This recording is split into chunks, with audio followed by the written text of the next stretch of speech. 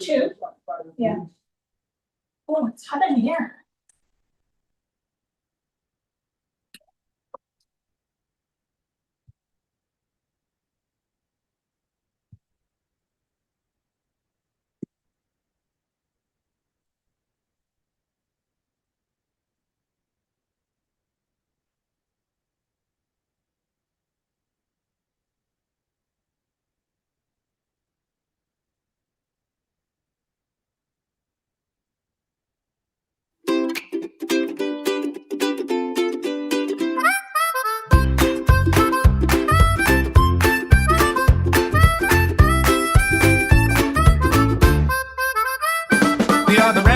From Army families, we met here in the chat.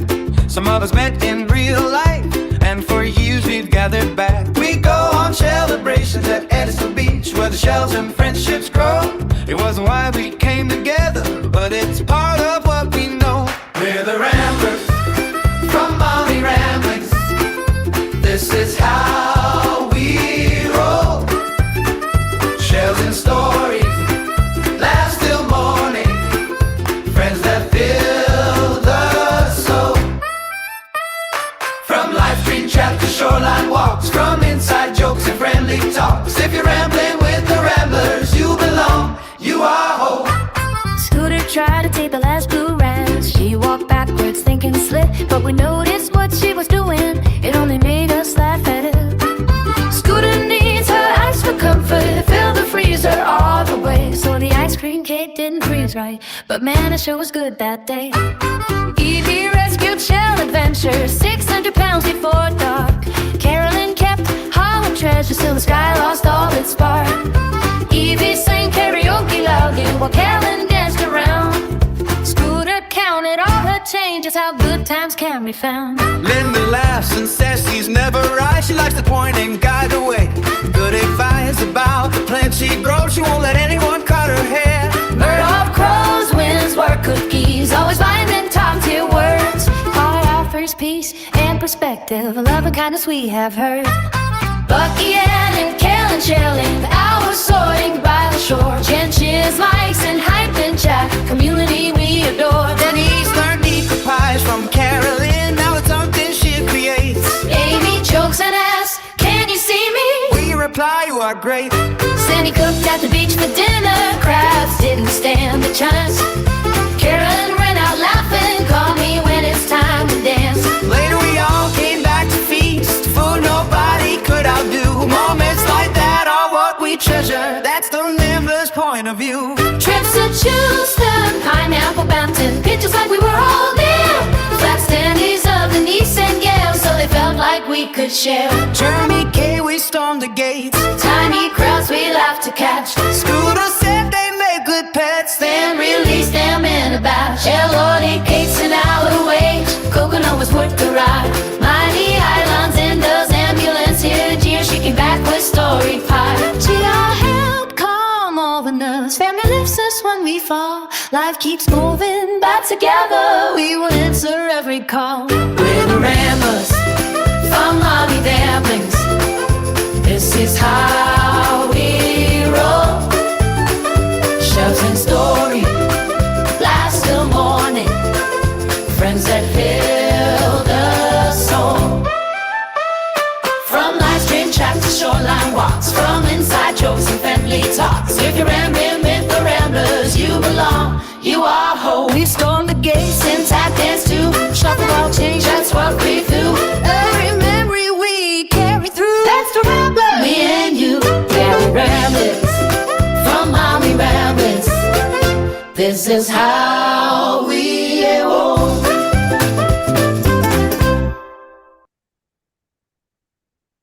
Okay, that was just a funny song about Edistone. So let's see. Hopefully you can hear me. Let me see. Hopefully. Why is it? Feels like shut the lights a little bit. Like dark. Feels dark and it looks light. Okay. Where was I? Let me check the. There we go. Check the lighting there. Got that. Let me check the volume. Let's see. Looks light. Okay. Yeah. Okay, you can hear me good. And so we have a little bit of Coberger news.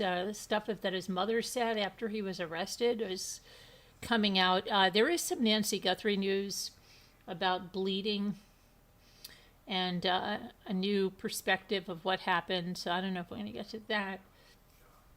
I'll just do that tomorrow night. But then there's those 2 doctoral students in Florida, and the roommate was arrested. Now, they still haven't found the one, but he's charged with both their murders. So we'll talk about that. And then in the Hollywood Hills, those Hollywood Hills, the heiress from Budget Rental Car, right? The heiress of Budget Rental Car. Now that I'm saying that, I feel like I've heard something about her before. But anyway, Margot, and it's spelled Margaaux, I think. Margot Merkin, I believe it is. She was savagely attacked in her house. She is in her 70s. She was beaten, robbed, and strangled. She's still alive, okay, in a home invasion.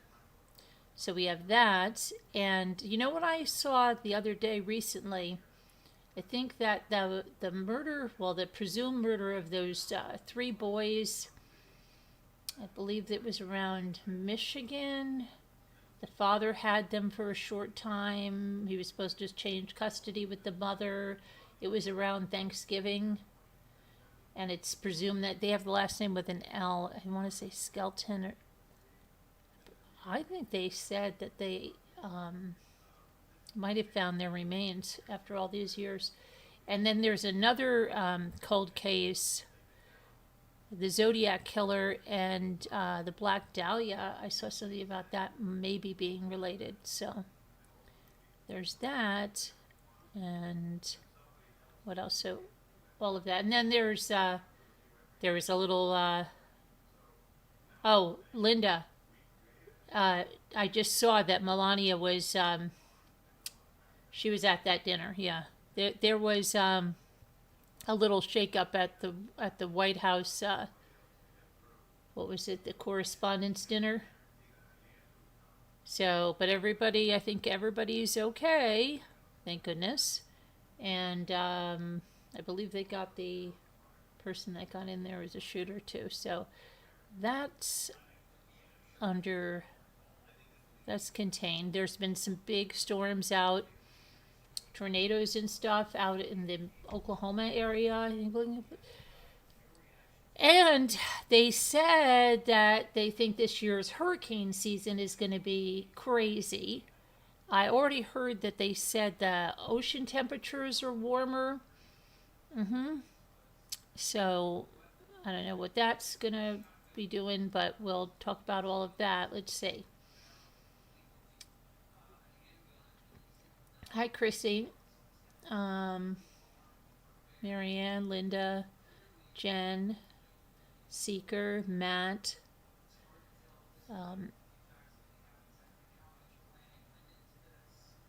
Denise. Did I get Jen? Yeah. Hi, how are you? Love from Colorado. Okay, so let's see what we're going to talk about first. Let me see what we'll talk about first. Whatever comes up first, we'll talk about it.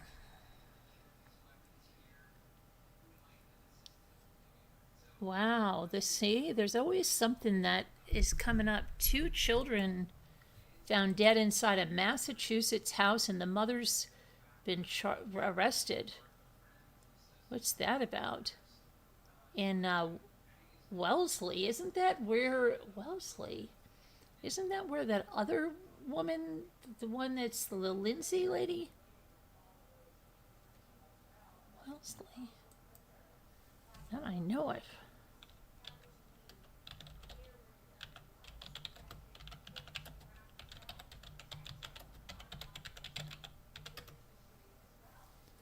Let me see, Wellesley, Mass. going on here? Mother arrested after 2 children found dead inside during a wellness check. The mother of 2 children was charged with their murder. The Norfolk County District Attorney said that Wellesley police had received a call around 9:30 on Friday p.m. from a Vermont Police Department for a wellness check at the home on Edgemore Avenue. When the police arrived, they found 2 dead children aged 6 and 7. The identities have not been released, but they were part of the Wellesley public school system. On Saturday, the mother, 49-year-old Jeanette McCausland,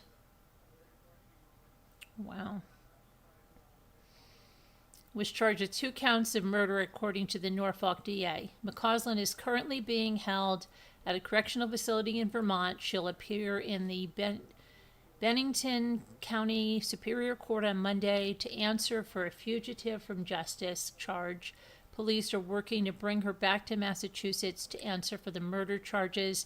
A neighbor familiar with the family said the situation was surprising. The kids seem very well cared for. The parents seem to love them a lot, and none of this seems consistent with what we've seen walking our dog by the house. It's very sad and horrible. These were adorable little kids, said the neighbor Vicky Chen. Said when she said the police had come to her house to ask for camera footage. I feel very sad for the loss of the 2 kids. Everyone feels very bad for the loss of the 2 kids. No, we just wonder what is going on. There is no more information available. Wellesley, Massachusetts is about 15 minutes from Boston. Okay.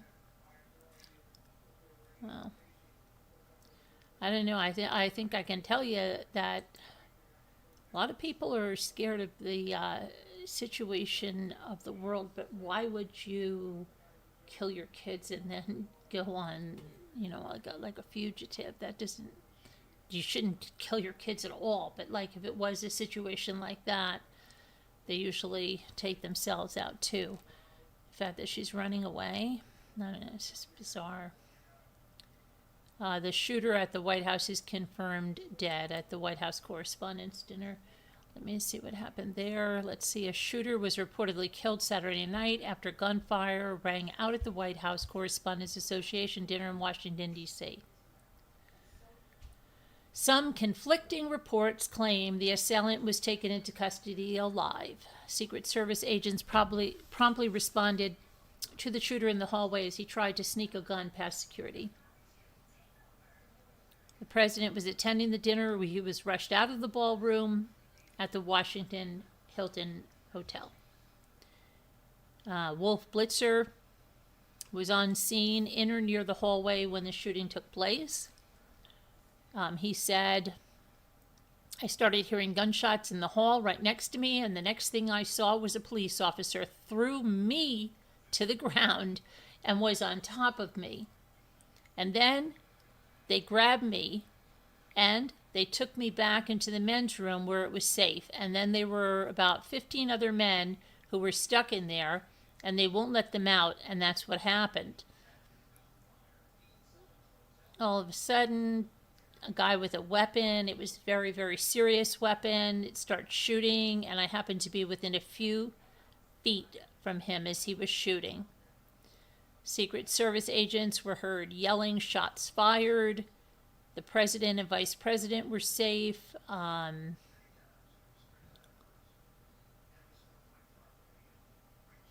see. They acted quickly and bravely. The shooter had been apprehended, and I have recommended that we let the show go on, but will entirely be guided by law enforcement. This is the president. That will make a decision shortly. Regardless of that decision, the evening will be much different than planned, and we'll just plain have to do it again. Okay. Regardless of that decision, the evening... Hold on a minute. No, that's what I just told you. So I was looking at something. I had somebody running somewhere. Okay.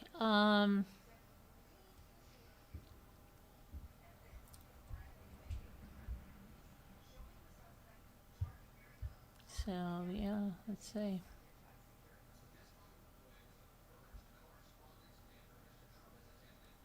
Okay, let's go to...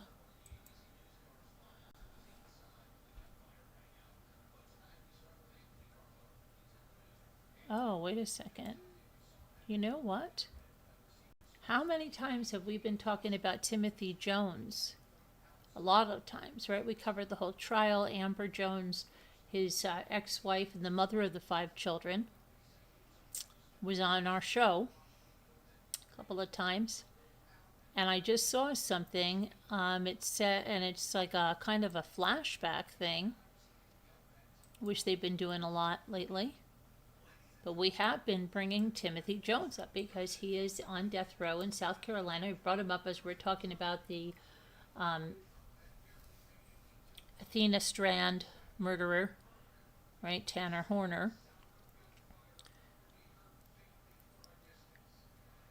Let's see. When Timothy Jones Sr. learned his grandchildren were missing, a deep, unshakable dread set in. He feared his own son had killed them. I remember I told my wife, I know he's killed them. If you remember, he took the stand. Do you remember this? We covered this trial from gavel to gavel.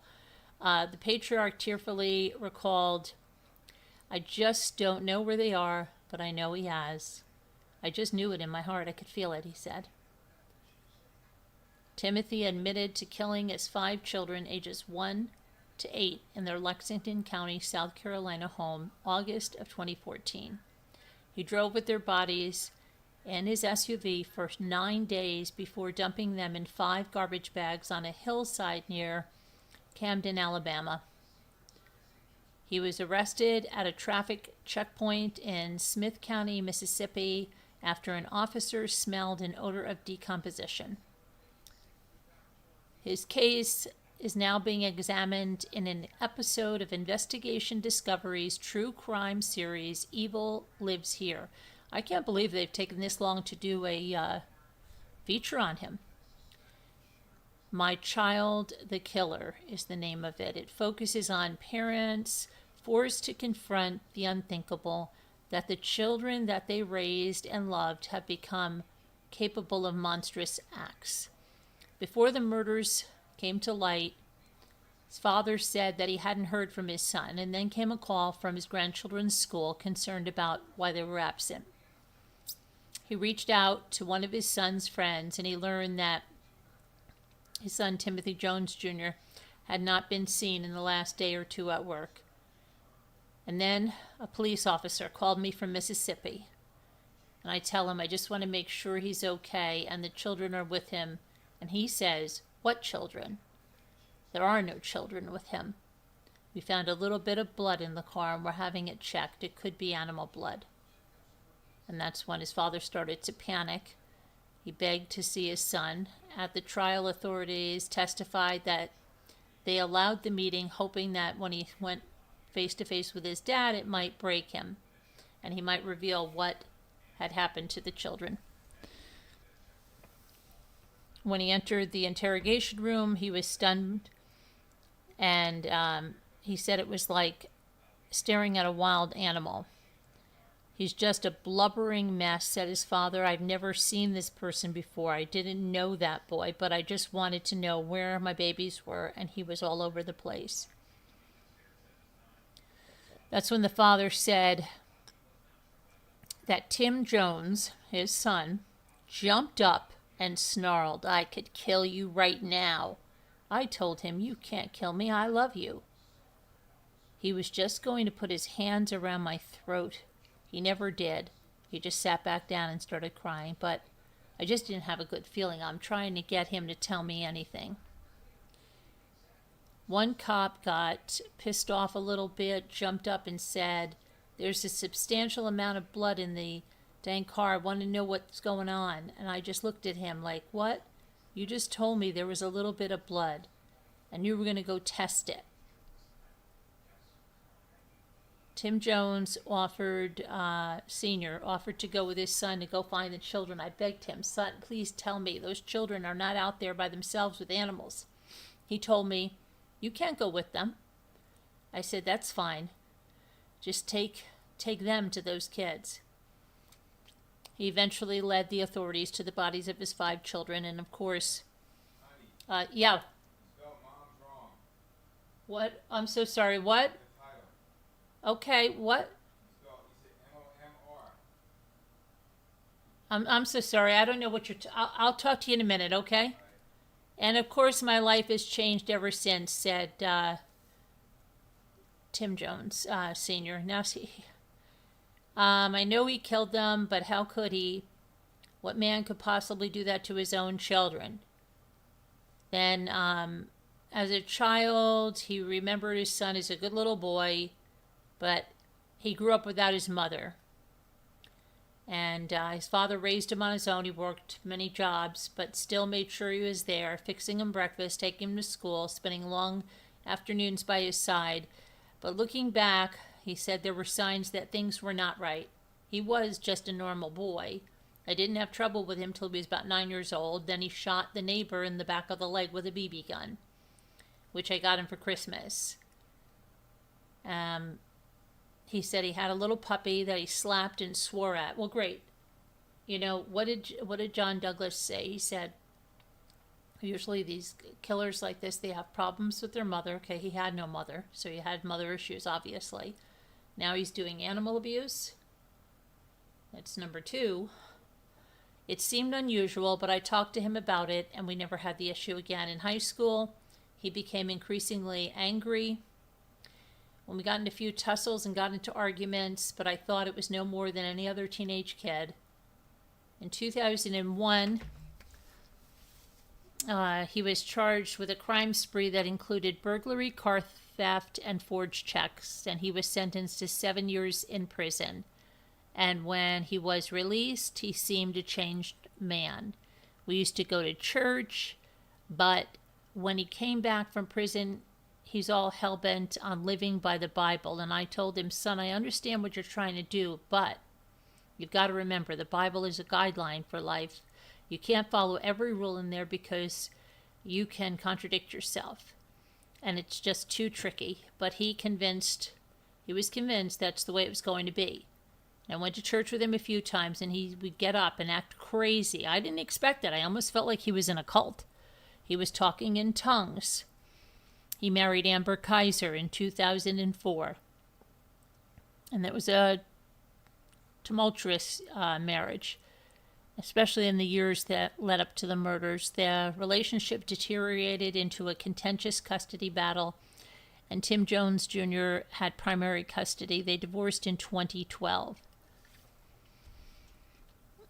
In the beginning, he was a great father, seemed like a great husband. We would do everything we could to help the kids, but when they divorced, he said, "I thought it's going to be really hard for one man with 5 children who has to work. We really wanted to help. We tried. I pleaded with him, 'Let us help you. You have family who could help you. I'm here.' But all he said was, 'It'll be all right.' On the last Christmas night they had together, the two got into a bad argument. He told me I never told him I loved him, never cared for him, how I never loved him, how I never cared for him. Now at that point, this had been going on many, many times. He would tell me how I didn't love him. I finally said, 'I gave up my life for you. I raised you by myself. I did everything I possibly could do. I tried to give you the best life I could. How am I a bad dad? What did I do? Tell me what I did now, and maybe I can fix it.' And he said, 'I never want to see you again. You can go F off.' He said he'd reach out to his son, hoping he could see him and the kids. But see, they're not talking about him being an engineer with IBM, right? I wonder why they're not talking about that. He said, I remember he said, 'Would you like to talk to the children?' And I was supposed to see him the next day. And he said, 'You know what? Let's surprise them. They'll be real happy because they love coming over to Papa's big house,' as they called it. I built a pool and everything for them.' The next day, he went missing. That's always been my biggest regret, not speaking to those babies one last time." During the trial, Tim Jones's defense team argued that he suffered from mental health issues, and they said he was insane, is what he said. Remember? Defense lawyer Boyd Young claimed the prosecution ignored evidence that proved that Tim Jones Jr. was insane.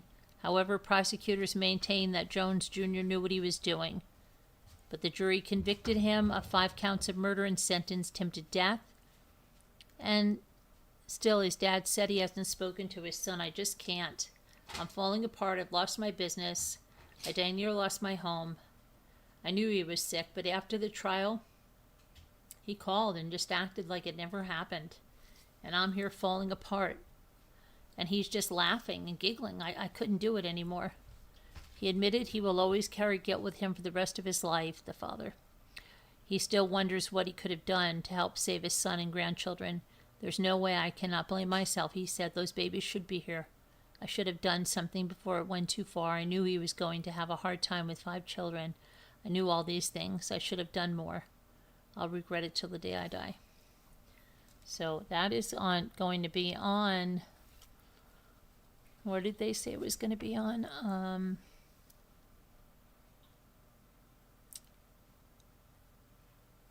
Let me see here.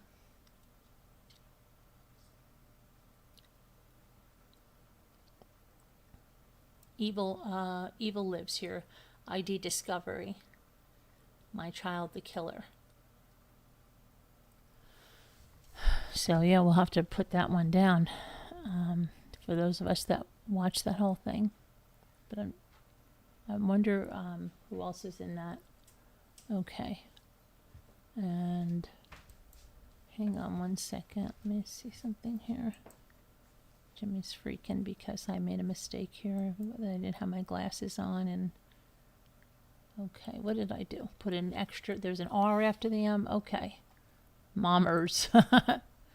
Because I had originally wrote mothers. Okay. That's all right. It's done. All right. All fixed. Next. I love you. So you spell M-O-M. I fixed it because it was mothers, and I changed it, shortened it to mom because there was too many words. Okay. Let's see.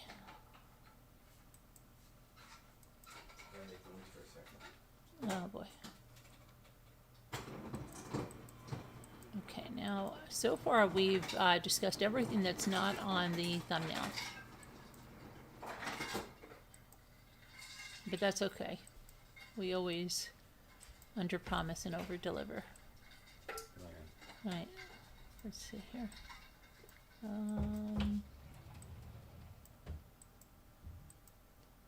Now, which one were we going to go and talk about? Was the, we have Coberger. Okay. Bryan Kohberger. His mother. Mommer. Okay. So let me get his graphic up here. Here's his mother.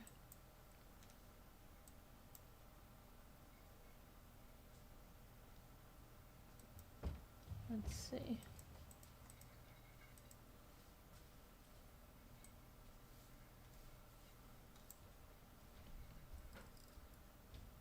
Come on, get over there.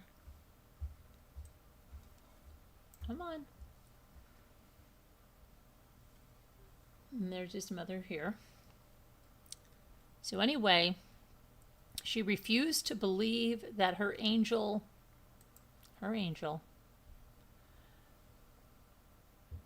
butchered 4 college students during an FBI interview after his arrest. So she reportedly refused to believe her angel's son had murdered the 4 University of Idaho students, insisting to the FBI agents they made a mistake after they raided their house and arrested him and brought him into custody. Bryan Kohberger fiercely stood by her son in newly released police transcripts, telling 3 FBI agents that hang on a second. I have to get my hand on those transcripts, huh? Let's see here. Stop it. She told the FBI agents, now this just jumped on me. He's my angel. Disturbing details of their very close bond, his secret dating life, and why she told him to buy a knife.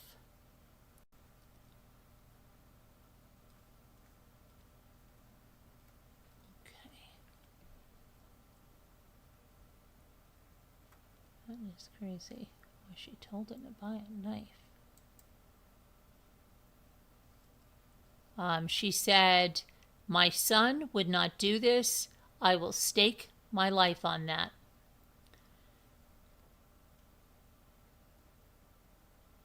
She said, "He's a quiet homebody," telling them that he had a 3.8 GPA, but no big group of friends or any girlfriends. She said he seemed happy and was making friends. She added he enjoyed running and the outdoors, and he wasn't into partying or drinking. No way.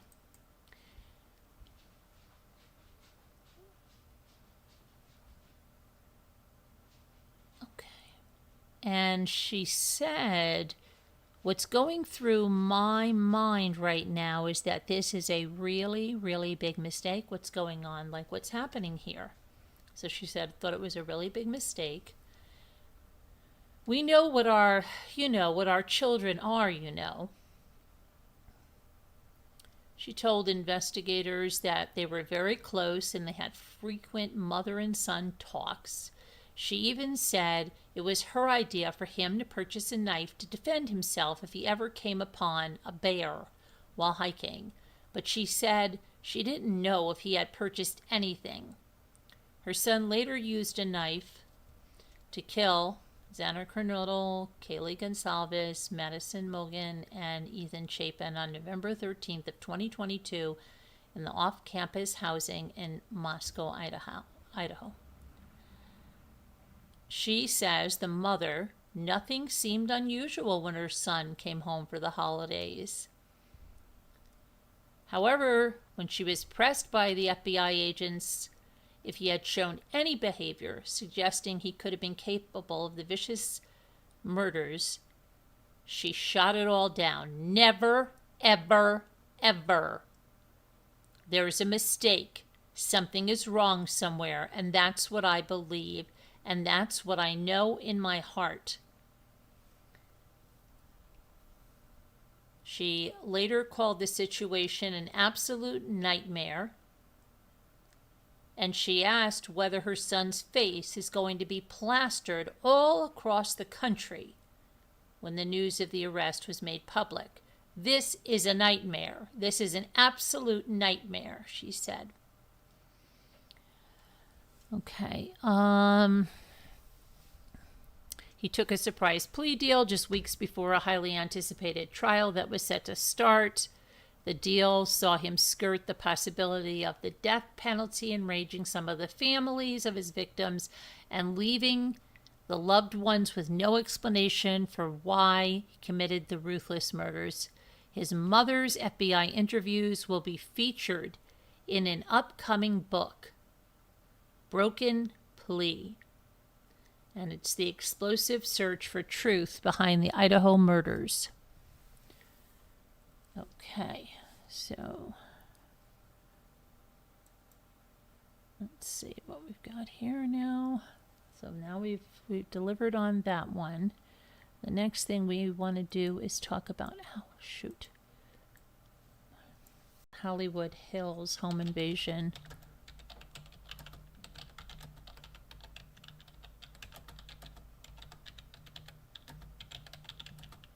I feel like something else happened with this heiress once before. It sounds so familiar.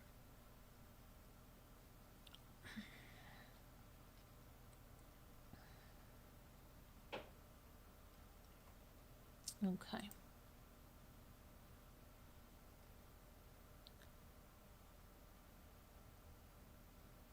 So she's, I guess they don't know her full age. It's, she's elderly, they say, 70 to 80 years old. She is Margot Merkin, heiress to the Budget Rental Car fortune. Hold on, let me get a graphic up here, please, so we know that we're talking about something different. Okay.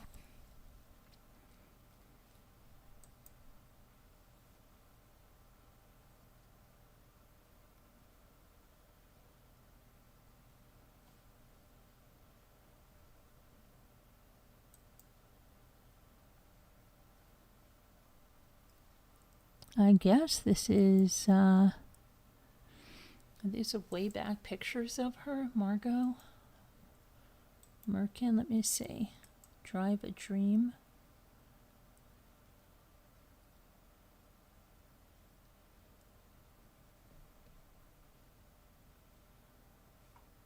Anyway, let me just put this up here, for this is the entrance, I guess, to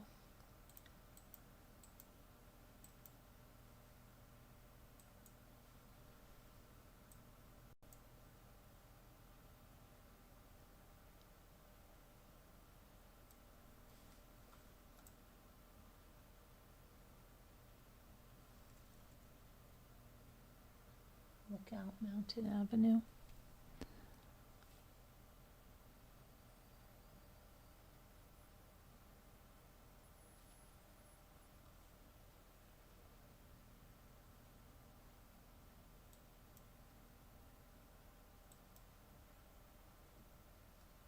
Hang on, let me just get this here.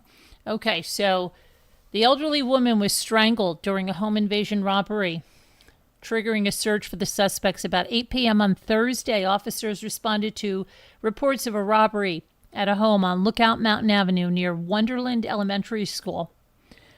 3 suspects wearing masks demanded property, including money and jewelry, from the victim, and then they attacked her and strangled her.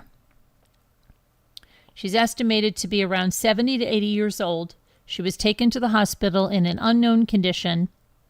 Neighbors identified the victim as Margot Merkin, heiress to the Budget Rental Car fortune. The business was founded by the victim's late father. She is also the widow of a man who identified himself as William D. Rothschild, who died in a nearby house fire in 2024. House fire. That's an absolute shock. I'm stunned by that, said the neighbor, Lee Bridges. And normally the only crime issues we have in this neighborhood is people breaking into mailboxes or cars. So this is absolutely new, and I'm upset about this. She was extremely private. She's one of our normal neighbors, a senior, having her retired life, Bridges said. I hope she knows we're all going to be looking out for, and that we wish her the best. We're going to be checking up on her, making sure she's okay. Neighbors believe it was a targeted incident, pointing to her wealth and the multi-million-dollar property itself. However, police have not confirmed whether it's targeted. It's a dark street. It's at the top. Dead-end street. Not many people on it. So, of course, it's the perfect street for a break-in. One neighbor said he confronted the suspects as they were running out of the house and says Merkin told him she had been hurt. Investigators say several suspects, described as masked men dressed in black hoodies, took off from the home in a white Honda Accord. Detectives believe a large amount of cash and jewelry was stolen. This is just a string of recent burglaries and robberies across Southern California and the San Fernando Valley.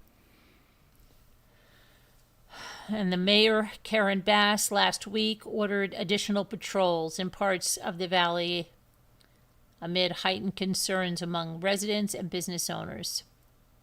So there you go. There was they didn't remove her from the place, and she was definitely someone that had money and everything, right? Yeah. Now here's other reports saying that she's 68. Okay. They say 68. There's a big difference, right? Well, 70 to 80, 68.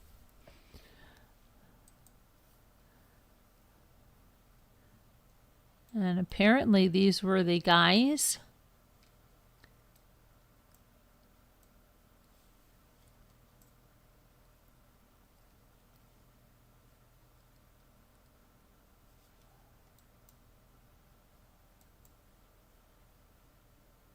And another picture.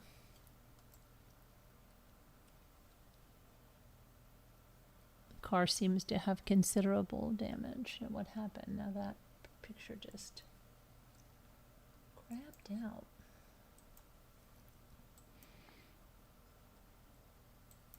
Let's see if we can get that up again.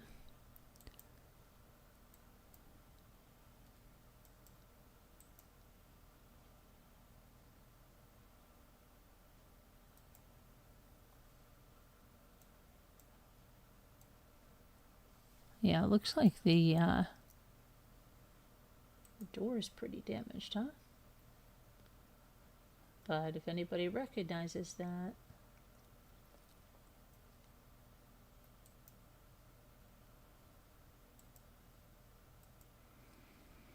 Okay, let's see. 2 men are seen entering the Hollywood home.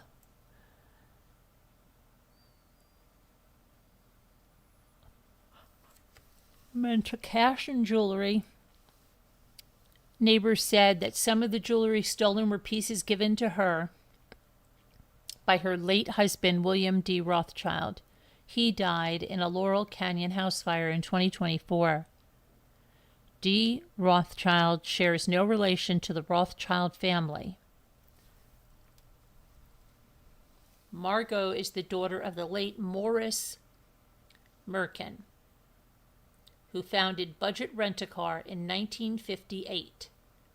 Initially an airport-based rental car firm in Los Angeles, Budget Rental Car grew from a paltry fleet of 10 cars into a national brand throughout the later half of the 20th century. Margot was seemingly an active participant in the business. She appeared in a feature on the company that was published in the travel section of the Pittsburgh Post-Gazette on March 2nd, 1982. Then she was 24. She was running the Beverly Hills division of her father's company. She described herself as a fairy godmother who was helping her customers escape from reality for a while and live the dream that is LA.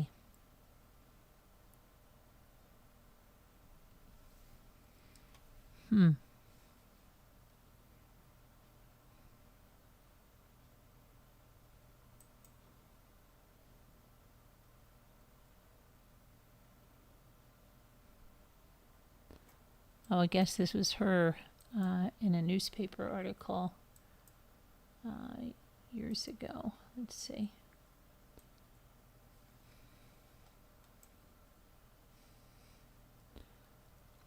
With one of the Drive a Dream offerings. And apparently this is where she lived.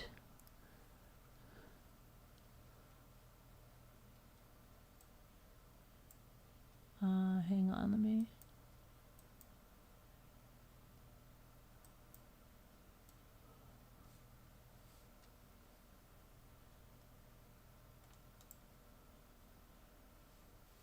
Nope.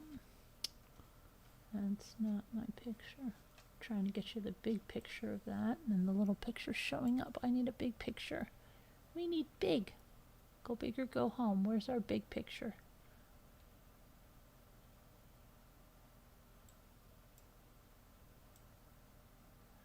Is this it or is this it? This is it. Hang on. No. Come on.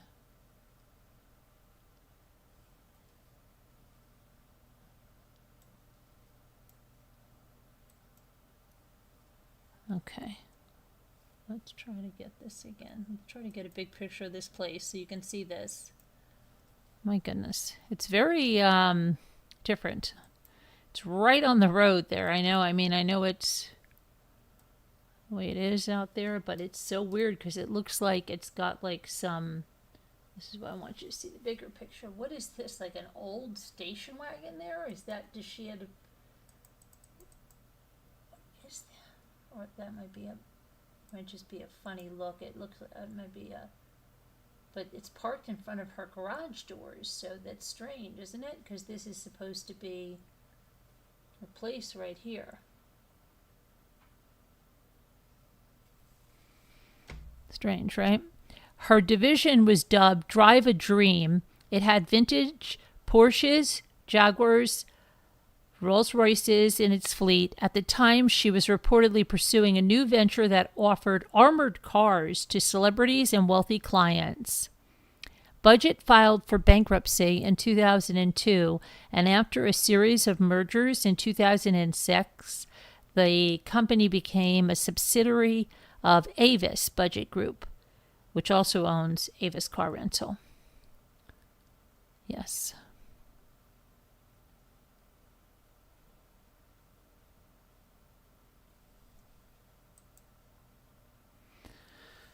Okay. What do I know?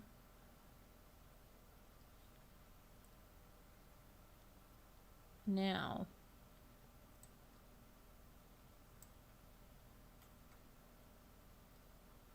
We have the 2 doctoral students that were killed by a roommate. So this is the roommate that allegedly murdered the 2 students. Let me get his picture up here.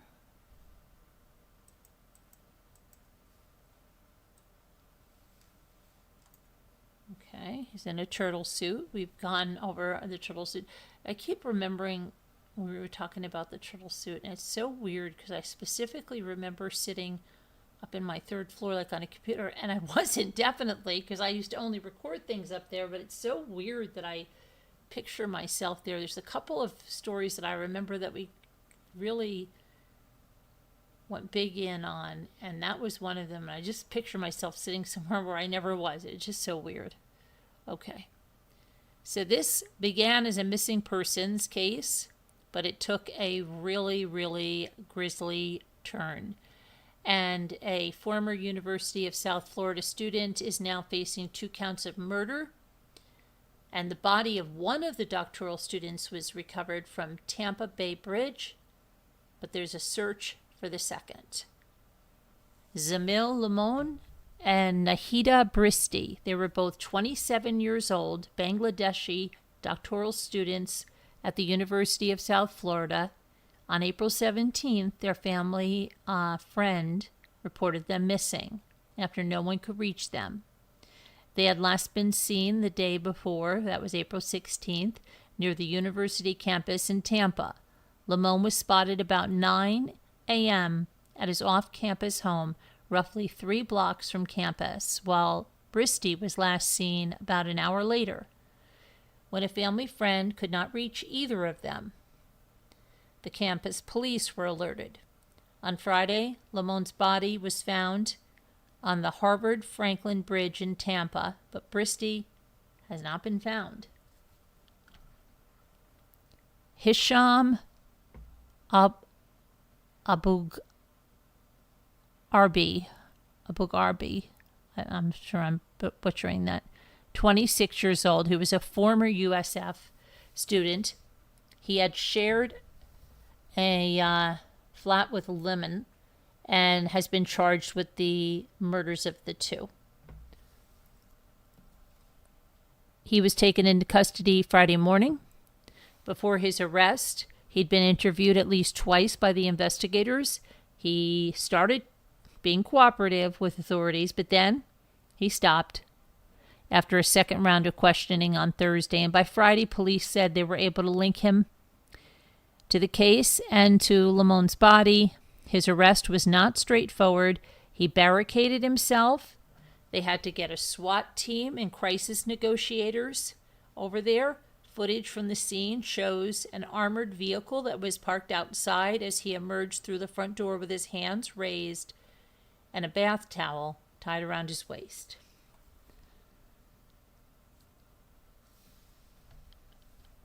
The home where he was arrested was this same property a judge had previously barred him from entering following domestic violence allegations made by his own brother.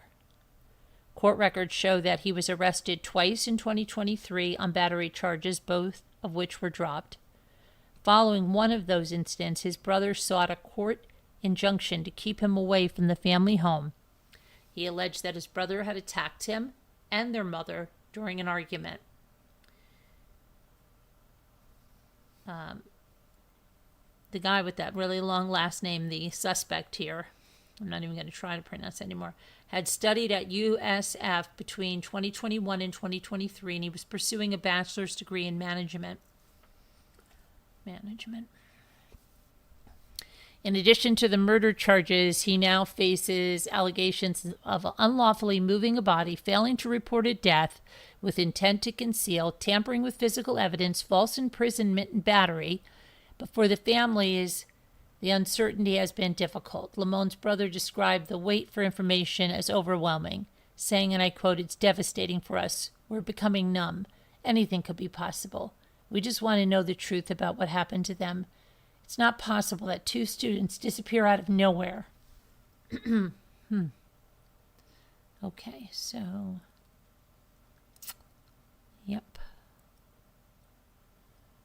So we've got that now, and let's see.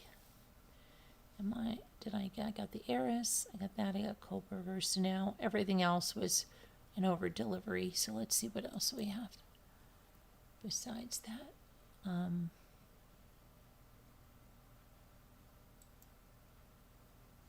Let me just get back to you guys so I can just see for a minute. Okay. So, let me go over here. We have High Speed Drifter. Hi. Hi, Colleen. How are you? Let's see who else is here.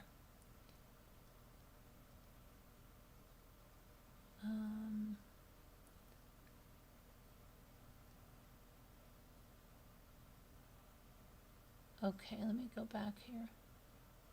Who's that guy? That was Tim Jones Jr., I believe, that you went to see. It's not insanity, it's evil, said High Speed. Colleen says psycho. I'm tired and without glasses. I could mistake a rat for my dog. Oh, let's hope not. Let's see. I think the skunk is your tuxedo cat. Oh boy. It's all fun and games. Yep. You can't find those glasses, right?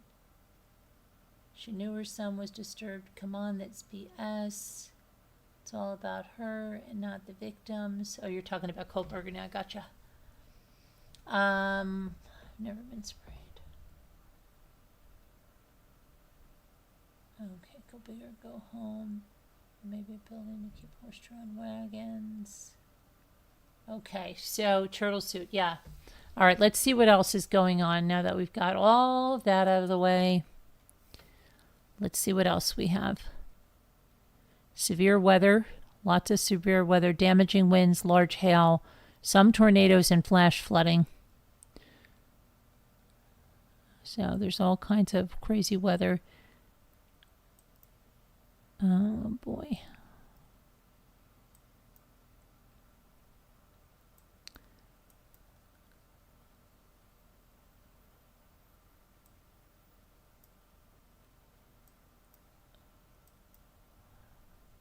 She wore. Okay. Trying to see what else is going on here.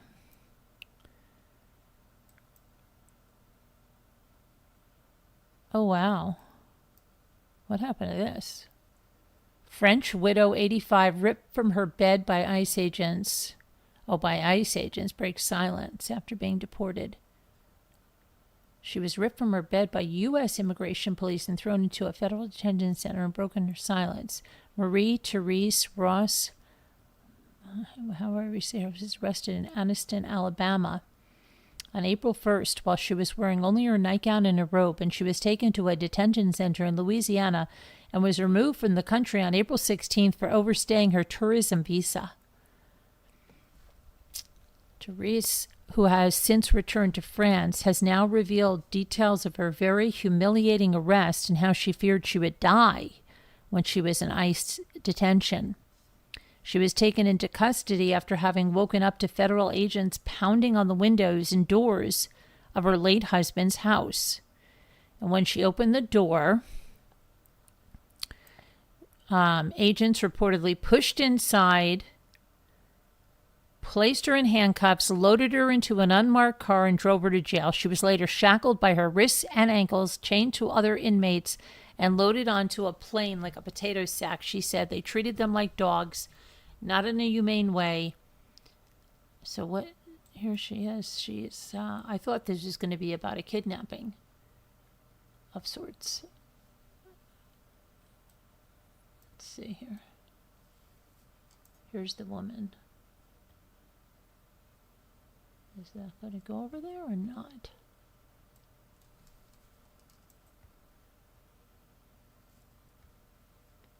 Why is her head so big?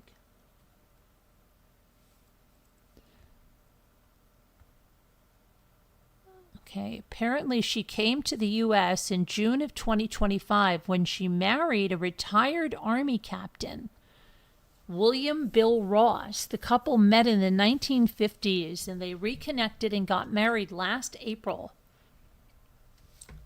What happened? Did he die? They got married last April.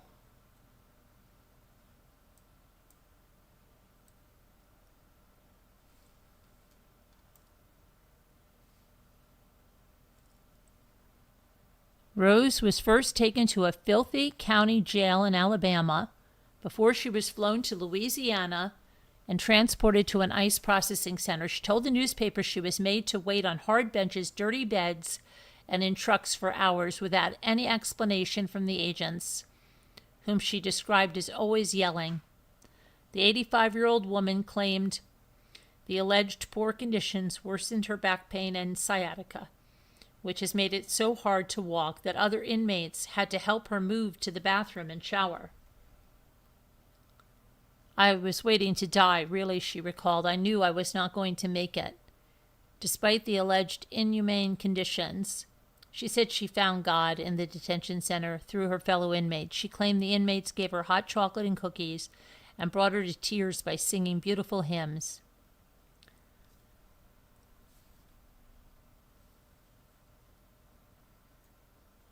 Let's see here. So apparently this is the house that she was ripped out of, but I'm still not knowing what happened to her husband.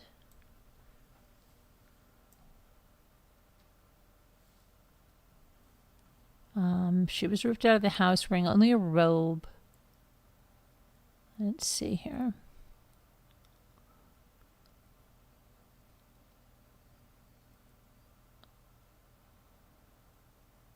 Oh, her husband died of natural causes in January. She said, wow, they just got married and he didn't even...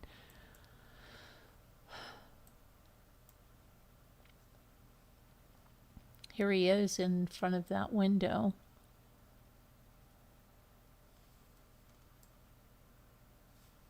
So he got married. They got married in April and he was dead in January. The couple first dated in the 1950s when he was stationed in France and she was a bilingual secretary at a NATO base. But the romance was short-lived because Ross ended up falling in love with her friend, Michelle, whom he moved back to Alabama and married. Ross and Michelle shared 2 sons and were together until her death in 2018. Before her death, Michelle and Ross managed to reconnect with Therese and her then husband, Bernard. Bernard died in 2022 after a battle with lung cancer. And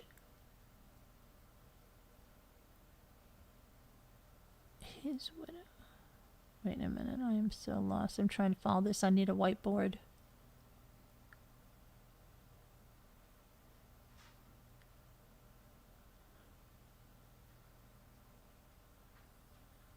Ross. His widow said that Ross was a supportive friend during her husband's illness.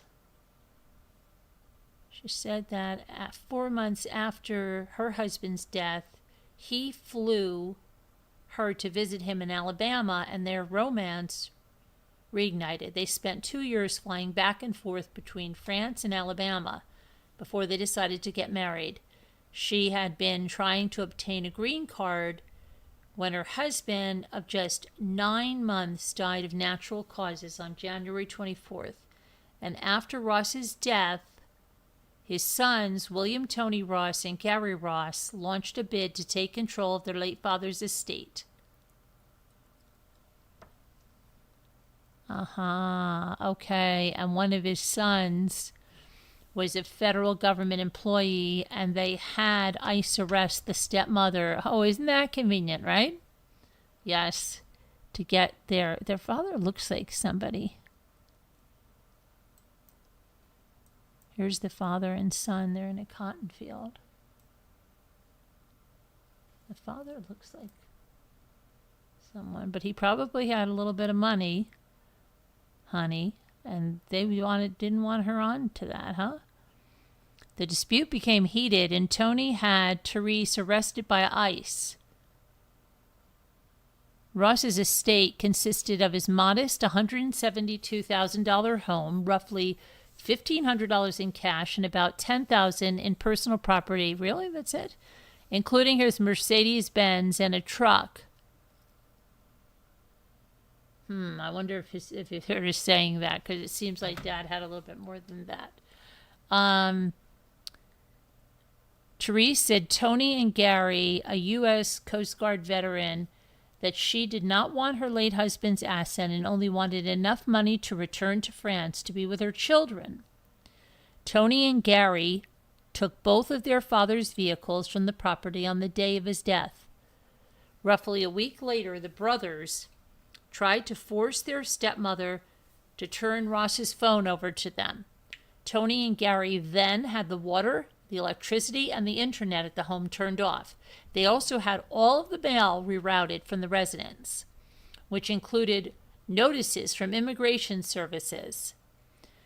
The brothers even offered to pay their stepmother $10,000 if she signed away her rights to the estate. After the brothers were unsuccessful in coercing Ms. Ross to accept their offer, the court believes that William Anthony Ross used his position as a United States federal government employee for personal gain, the judge said. Tony, a former state trooper and current federal government employee, is said to have contacted a colleague requesting that Therese Ross be detained by ICE. He testified he did not make the call or have a conversation requesting this, but the judge cited that Tony received a message from U.S. Marshals the day before Therese's arrest alerting him that she would be detained. He also received a text message within an hour of her arrest confirming that she was detained. After receiving those communications, Tony alerted Gary, who then went to the property with his wife, and they changed all of the locks. Wow.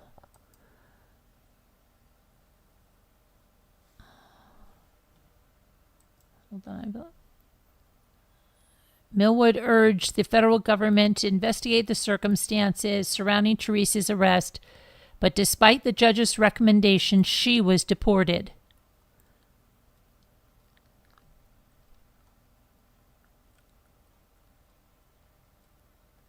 Let's see here.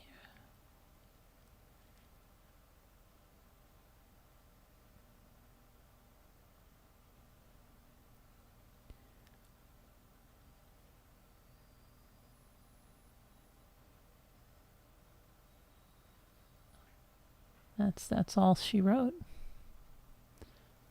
That's interesting. Isn't that an interesting story?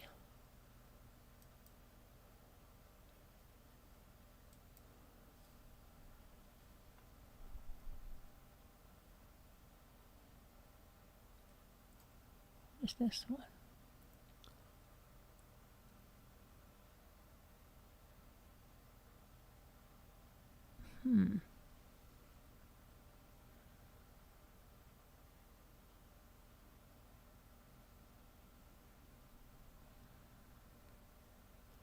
All right, let's see what else we have. Georgia wildfires, new details revealed. Okay.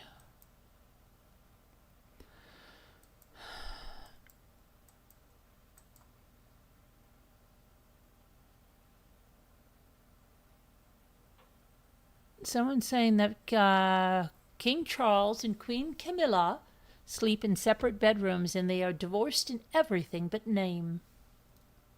Do you believe that? Do you believe that?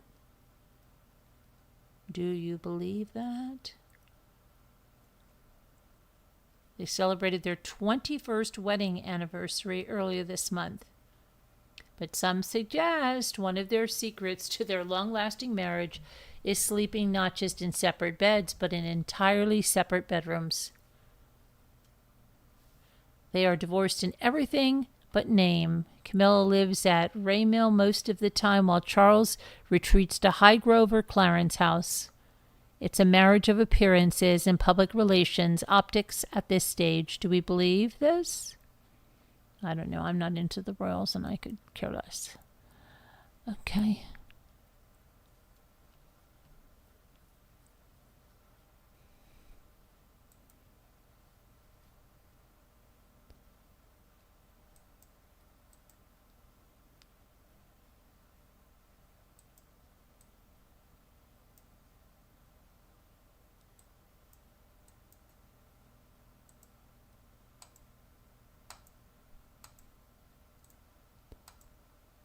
Okay.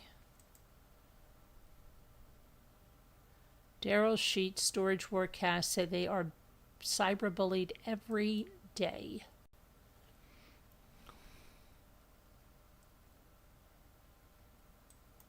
Let's see what they say about that.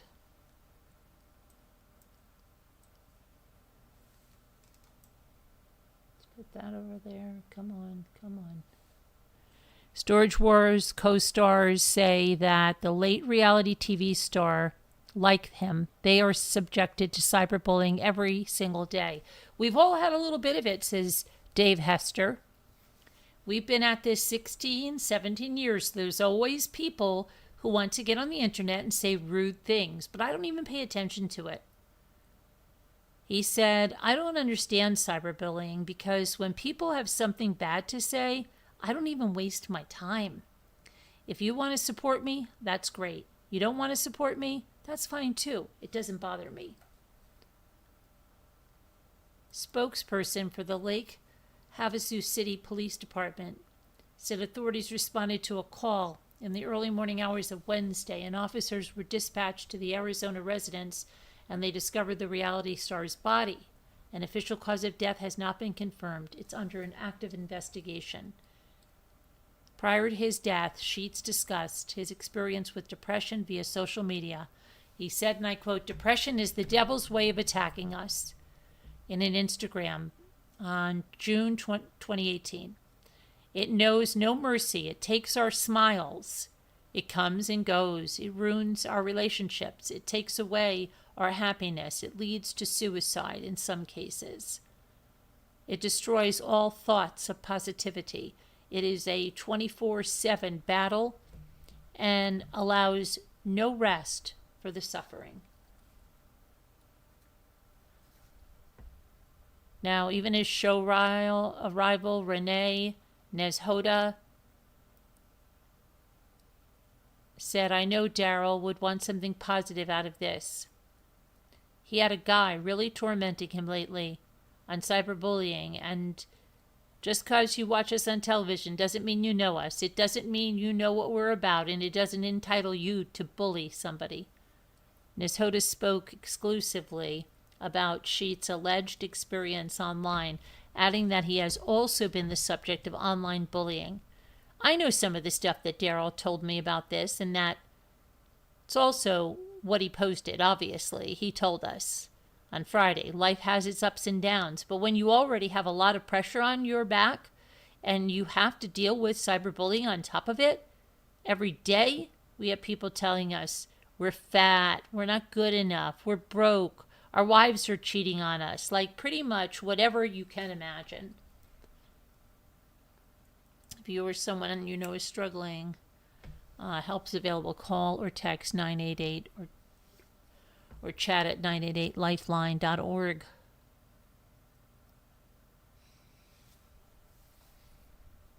Okay, now let's see.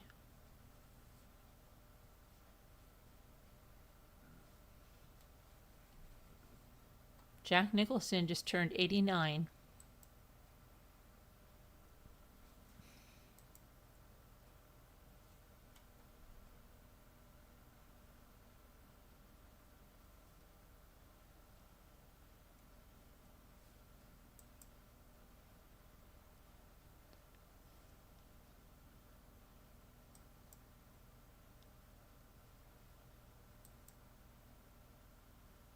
Let me see here.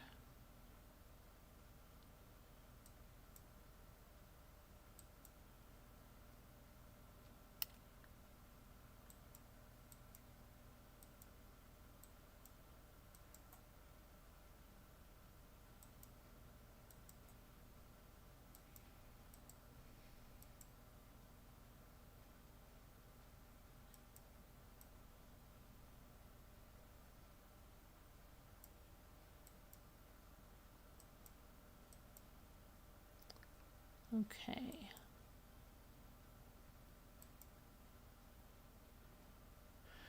Shea Groves. I don't know what that one is.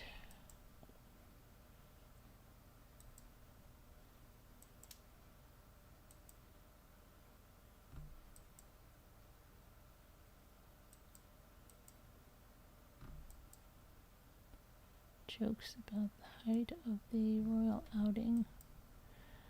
Okay, what happened here? Trumbull, is this Trumbull, Texas? A new driver struck and injured a woman and a child in a stroller Saturday morning in a Trumbull Mall parking lot. The new driver in the parking lot of Macy's at the mall, when the vehicle accelerated, striking the woman and the stroller carrying the child she was pushing. The driver remained on scene and is cooperating with the investigation. The woman and the child were taken to the hospital. Thankfully, they're okay. My goodness.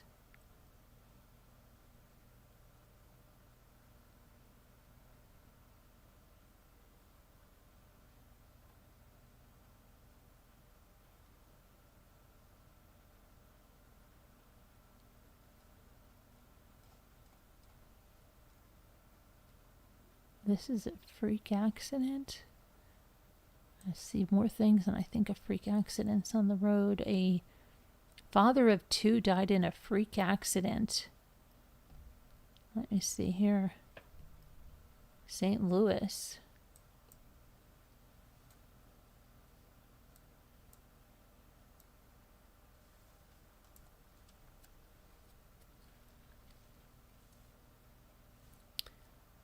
Ray Hartman was killed in a vehicle collision in West St. Louis County on Thursday, April 23rd. The 73-year-old was a prominent figure in St. Louis media, having founded the Riverfront Times and revived the St. Louis Magazine before he retired in 2024. He's survived by his wife, Carrie, and 2 children, Ben and Brielle. At around 2 p.m., 2 tires fell from a Volvo VNL and struck the roof of his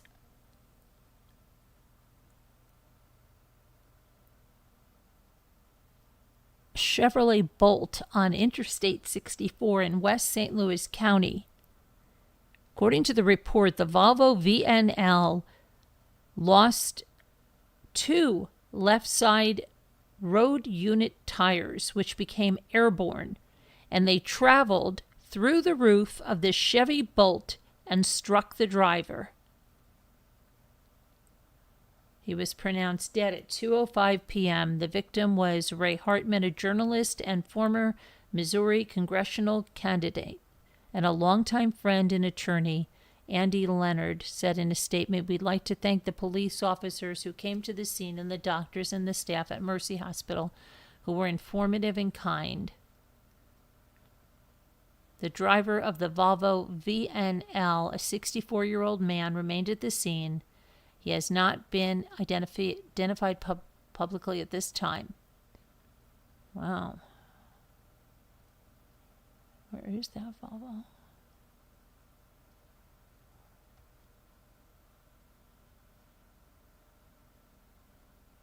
It's crazy. Helen Mirren is 80 years old.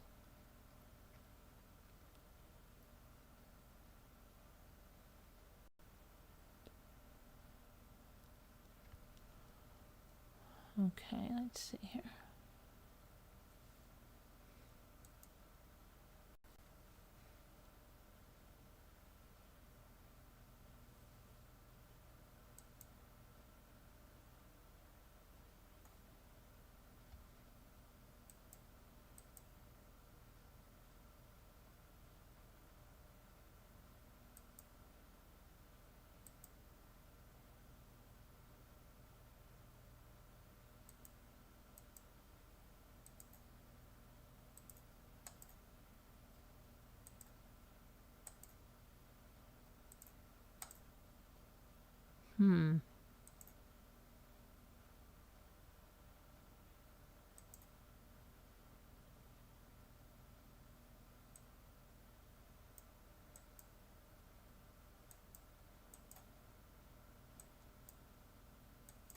I'm trying to see if there's anything.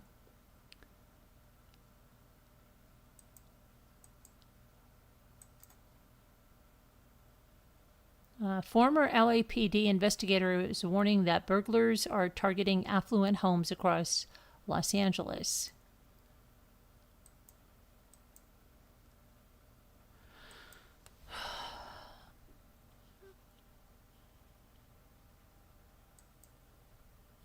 Okay.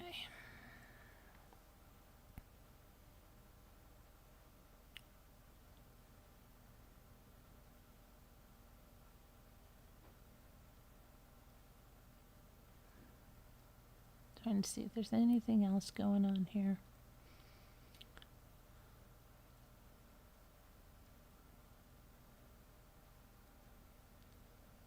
Okay. So what time is it? It's only 1:05.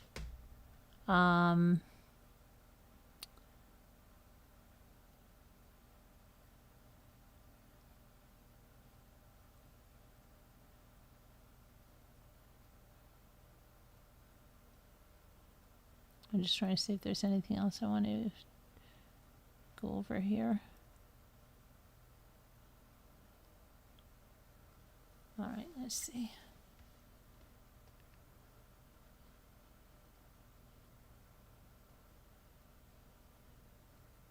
Nope. I don't think so. Okay, so I'm going to go and do a poll on what we do next. All right.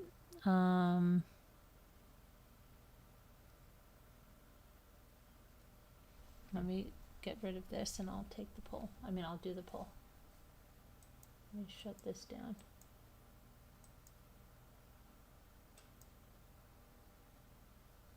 Okay. Now let's see. Poll live. Here we go. All right. So let's see what you guys said about all of that. Hard to see. What is it hard to see?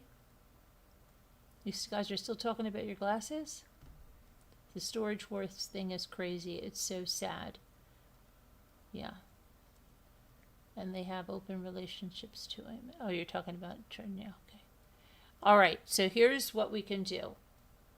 If you want, we can go through some more mystery true crime, where they're mostly like DUI arrests and stuff in the databases. Okay, or if you don't want to do that, we could go through, here, I'm going to put up a poll. I'm going to put up a poll so this can be interactive, what you guys want to do.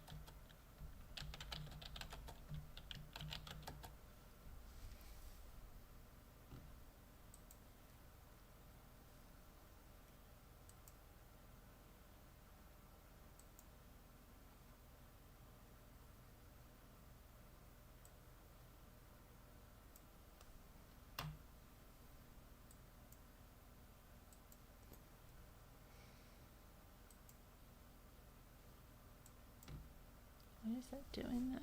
Okay.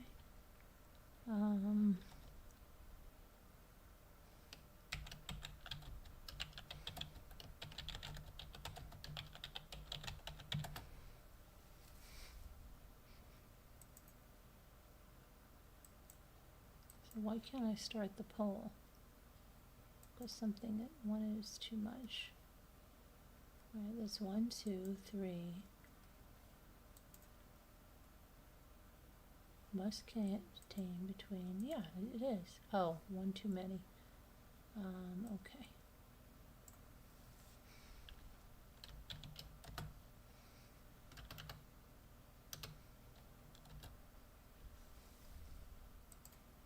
All right, there's your thing.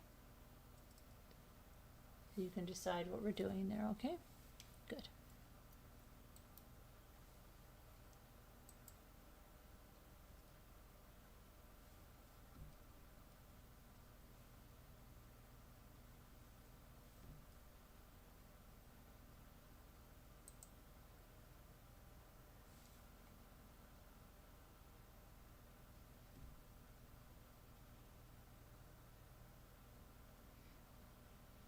If it ends up calling with questions, there better be people ready to call in.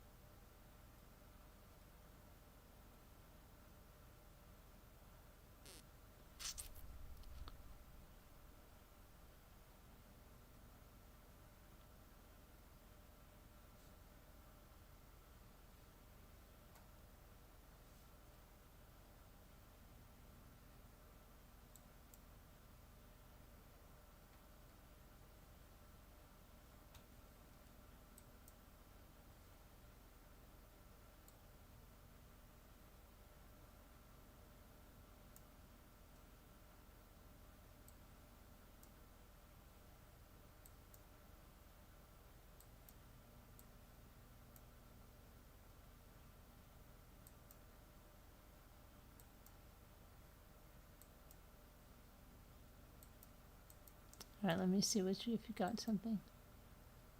Shut that down. Okay, what do you got? Anybody got anything? Storage wars. Yep. Okay, more mystery true crime. All right, well, let's play the song Mystery True Crime, since it really is Mystery True Crime Saturday night.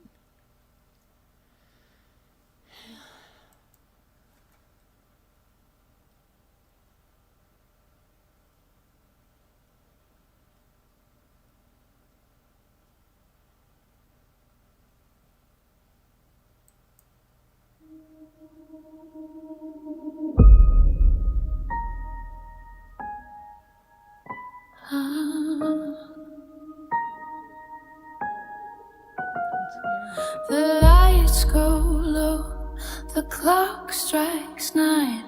Another mystery, another line. Truth in shadow, secrets hide. But tonight we pull them into the light. Grab your coffee, take your seat. Just as walking down the street. Every clue, every sign, we're chasing answers tonight.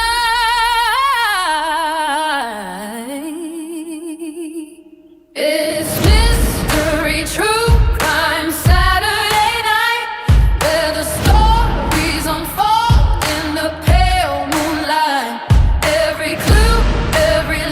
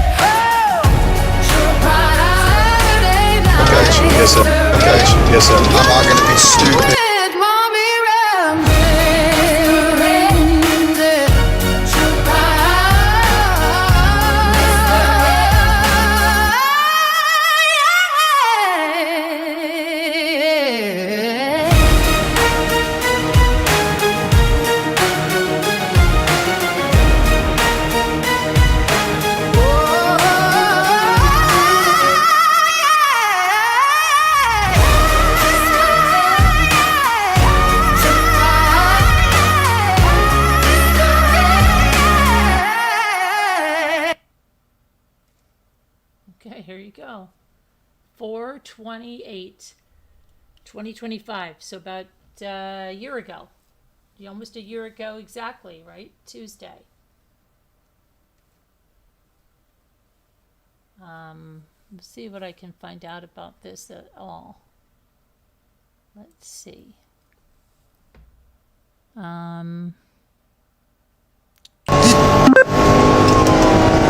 Arkansas, I think. Yes, it's Arkansas. We have a bystander trying to slow him down.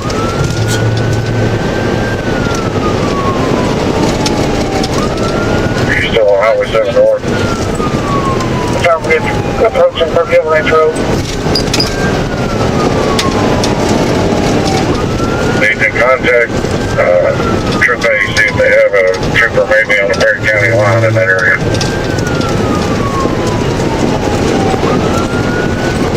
Well, welcome to policing, brother. Yes, sir. 117, you familiar with this road?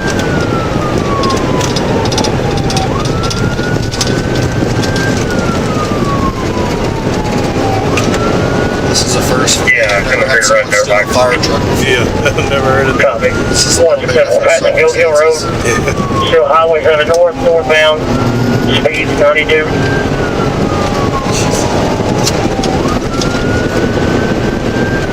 One for 1167. I'm coming on Brookhill now. Copy, we just come through this straight stretch. Speed 106. Dispatch, yeah, basically trying to get 2 more headed those way. That's another thing, man. We want to get there as quick as we can. Yes, sir. I want to drive past our capabilities, okay? Yes, sir. I'm not going to be stupid and cause a wreck, Exactly.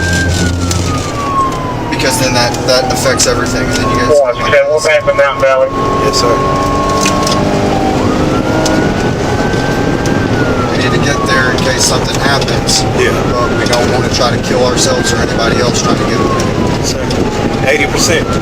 Normally there's 3 into a pursuit, He just spraying through the red light, take Walmart. and we try not to do what we're doing right now. But this dude stole a cop car, and these guys are going to need help. Yeah. Circumstances This is county change. is to get the park strip. Gotcha.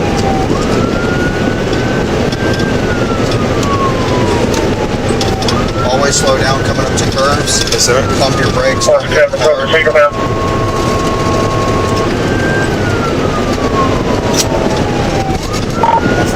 I'm coming through that straight stretch. Copy, we're starting to go up to them.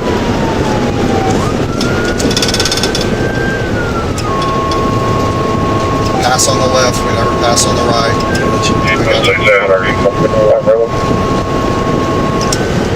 117, I'm definitely in.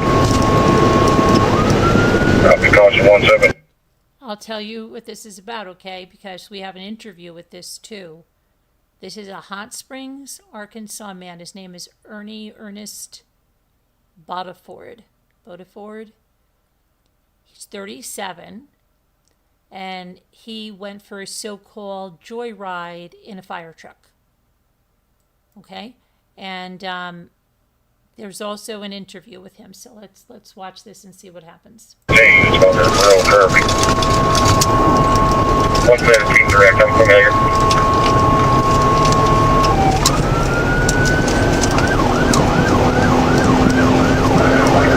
We're approaching the park gate.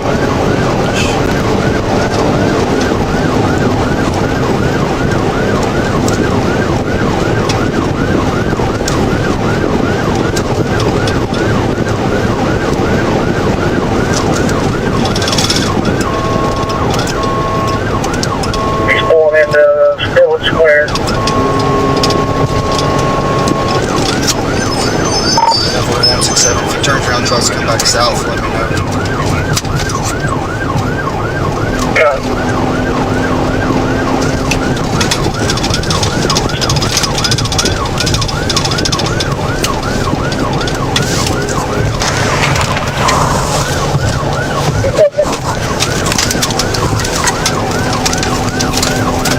What do you say? I didn't get anything.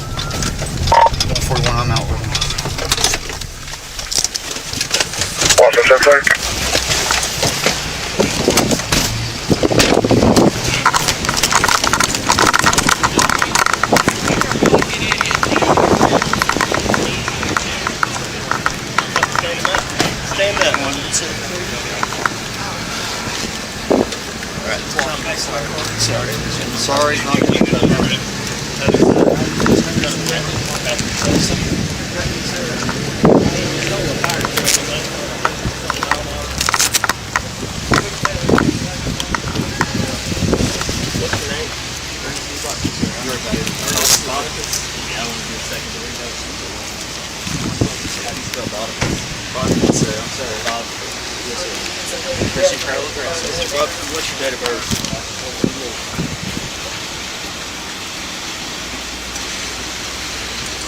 You still got my unit keys. Yes, sir. No, I got you. All right.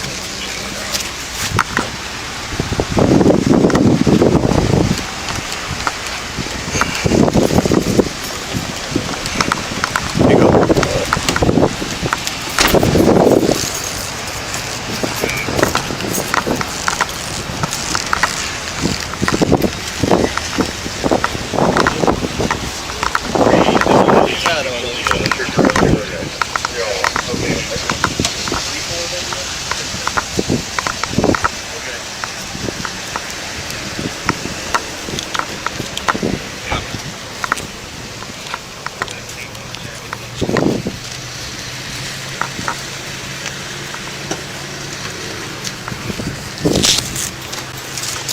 What do you want help with?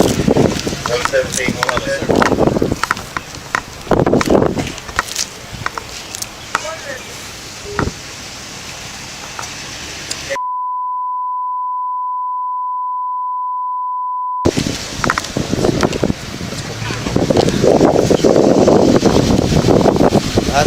want to move his truck over here.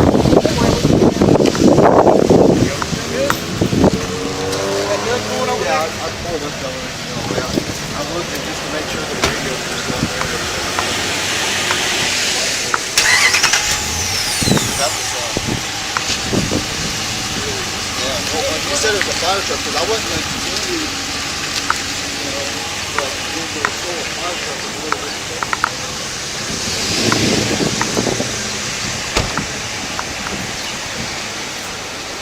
Corby, you want these? Holy cow, that's Dude, I was 110. Keeping up with him. I mean, he was moving. we kept moving, almost trying to going get in up, the but like I ditch. told him, I was like, normally we wouldn't run lights and sirens to catch up, but being as it was a fire truck, 117. it was a little bit different circumstances. Once we got here, stopped at this red light, I yelled at him to pull over. It's like he needed to hear it the whole time. I think that's all he dropped. What? Yeah, I was gonna talk.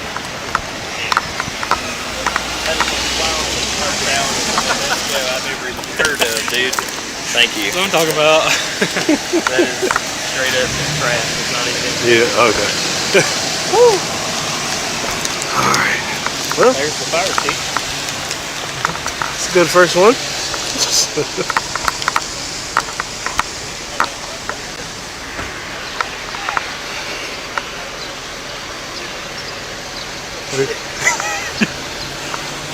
What do you want you to do? Huh? What do you want you to do? Hang out by the car. Shit. Oh my god, dude. Cause y'all was right behind him, yeah? Yeah, we was way back. I was like, god damn it. Yeah, I know. We was there at least. Yeah.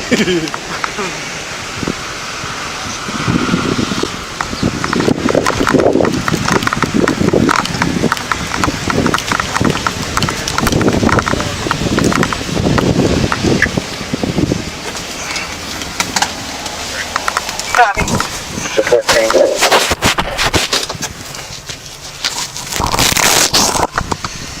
14614. Turn your body key. Go ahead. Sorry, paperwork. Career. Got everything you. Okay, so that was, let's look at, we got 2 body cams and then the interview. So we'll see, I guess one of these cops is probably the ones that was closer to him, I would imagine. Sorry, not you. Unit affirmative. E16 to you. Now, stupid ass didn't kill somebody, man. Dude, he Doing could have killed somebody. That's an emergency. It's the sirens behind here. Job. coming out here, man. Like, dude, I've never had a fire truck stolen before. I didn't know if it was a unit because they said 121. They said I was like, apparatus, and he said he's in a fire truck running lights and sirens. I heard him say lights and sirens, but I didn't hear him. I was going to discontinue pursuit once they said they were with him. Yeah. And then he said it was a fire truck, and I'm like, we got to keep going because I mean that's an emergency vehicle. Absolutely. Like, we don't have an option at this point. And we weren't but a mile behind him the whole time. It's a wonder stupid ass didn't kill somebody, man. Dude, he could have killed somebody. I mean, what an idiot, man. Oh, this ain't my unit. 14. Yeah. That's crazy. 14. Do anything on back in CID that's on duty right now? That's a man.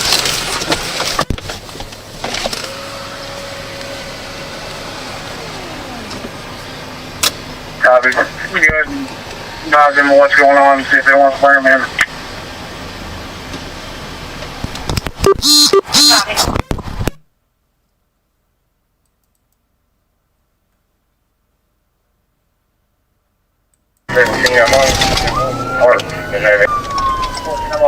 Don't. Still going north past the Circle Drive.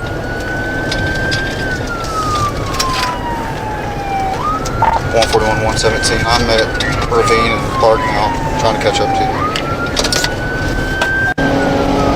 175 county units up there.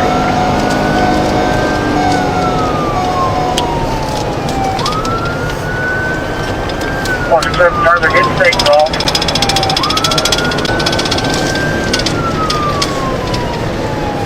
Look at any troopers out that way. Passing Conway School.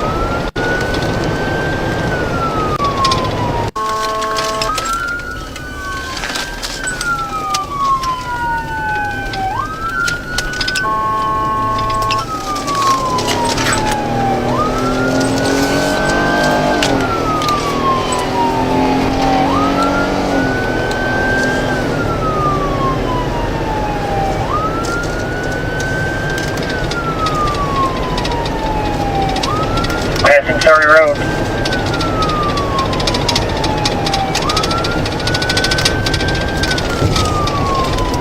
Traffic still light.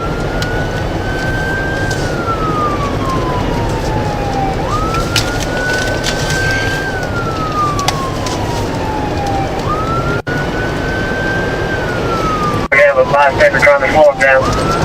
Use a million.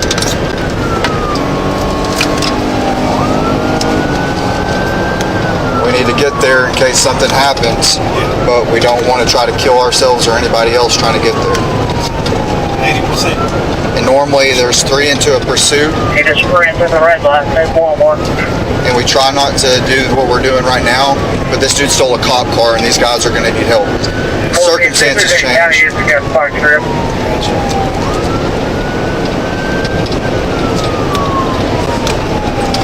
Always slow down coming up to curves. Pump your brakes, don't hit them hard. 141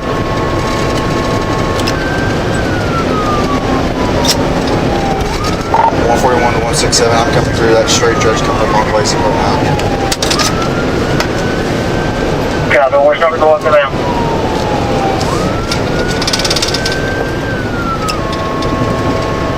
Pass on the left, we never pass on the right. We got it. 167, I'm deadly in. Copy, caution 117, it's going to be real curvy. 117 direct, I'm familiar.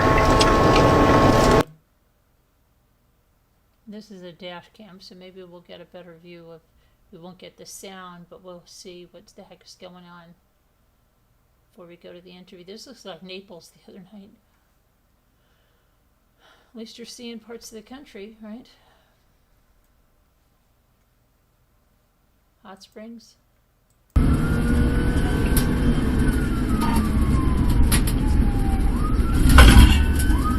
We're keeping track of on office, it is lagging a little bit.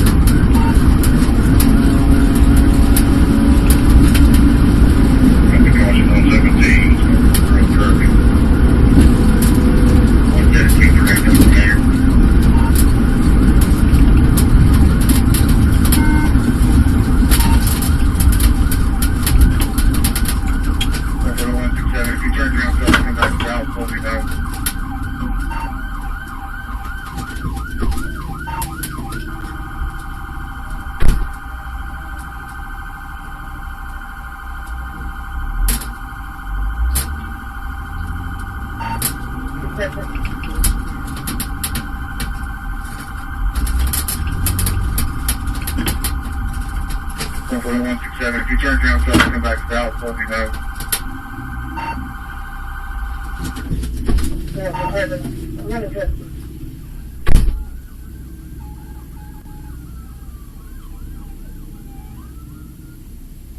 One 41, I'm out with him.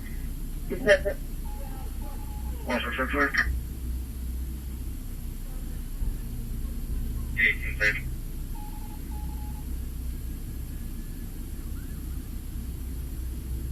That person. J16 PD, did I just hear y'all got him in custody?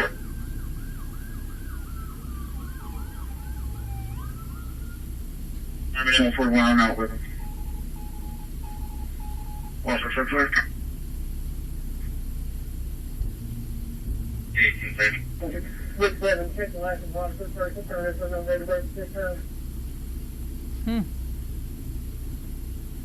J16 PD, did I just hear y'all got him in custody? Arkansas. I'm in it.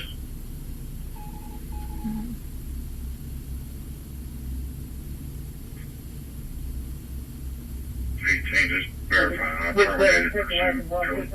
Still around. I want to get this guy's dash cam. This guy right here.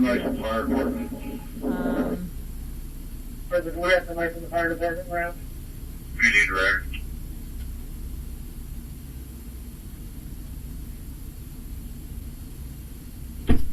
Changes, verifying, I terminated pursuit. Real around. Okay, up there. Almost 41, 18. Somebody's on fire department. 117, 1 to check in custody. PD direct. That was Chapin. I'm wondering. J16 to unit. You still need a trooper up there, or y'all okay up there? It wasn't Davis. 117. Process of elimination. It's gonna be Ernest Bonford. Might be. 117, 1 to check in Let me see custody. if it's Gates. George Alonzo Gates. Oh, I got the right one. Hold on, let me get it. 117, 1 to check. 117. It's gonna be Ernest Bonford.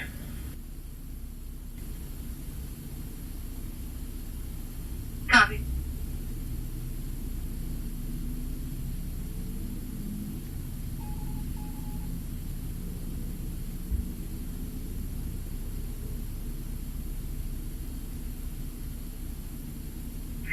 You have a requirement route for the vehicle. That's affirmative. 117. 117.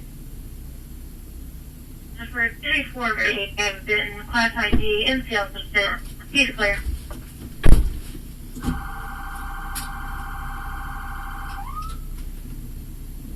You have a requirement route for the vehicle. That's affirmative. 117. Yeah, you can shut me back in service. 117. That's for 34B and Benton, Class ID, NCL subscript. He's clear.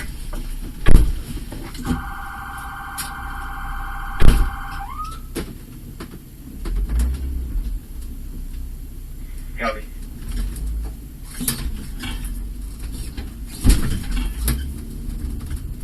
Yeah, you can shut me back in service. Copy.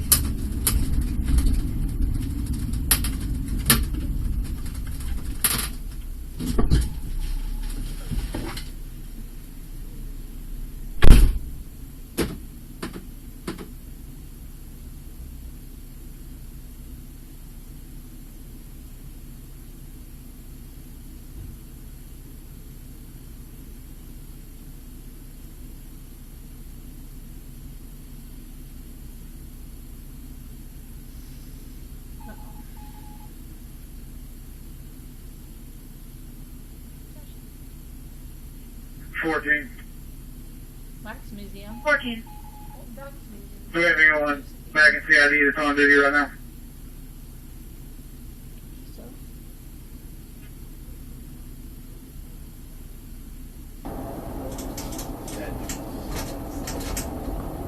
Copy. Go ahead and dive into what's going on, see if they want to clear them in. Copy. They're approaching Arlington at this time.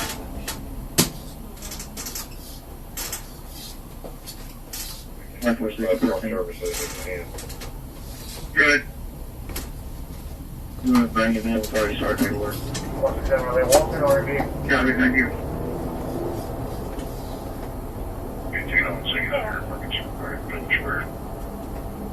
I'll be pretty going north. For 14 to 146, if there's anything specific you need off the truck or anything like that, let us know so we can get that to you before we turn it over to the fire department. But 14 dispatch, I'm about to get out there on my car still.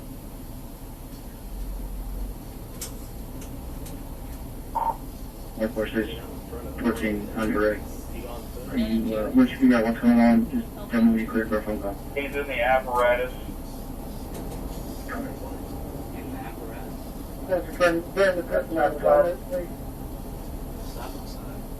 Copy.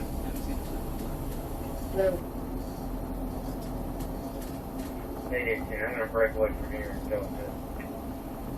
Copy. I'll put one from here as well.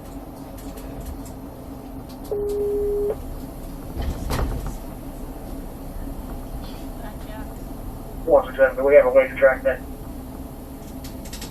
That's the firm. I believe it's going to be in the vehicle. He's now approaching a ravine part.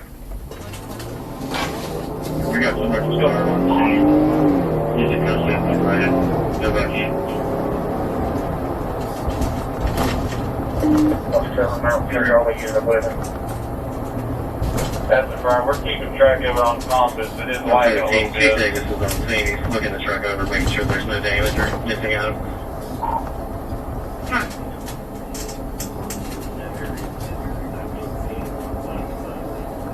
14 units. Let's go ahead and clear this entrance Yeah, again so we can we're clogging up Highway 7. What's the 7117? He said it was 41.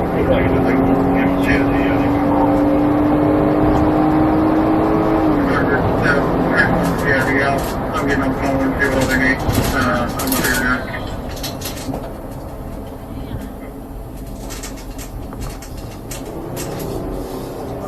After that call, fire department.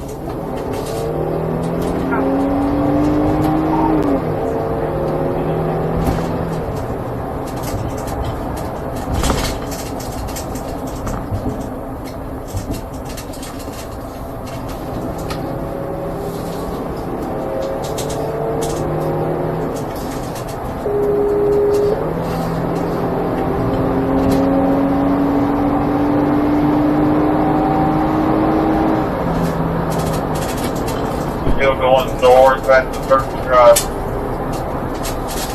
117. Walker on 117 out there. First name is Coberger. Copy. You know, you said.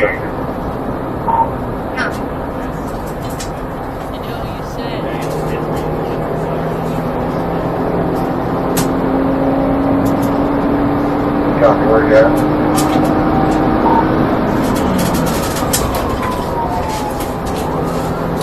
Watch that 141 or my line. Back in. I'm leaving the village square. I'm trying to get back to 175 county use up there.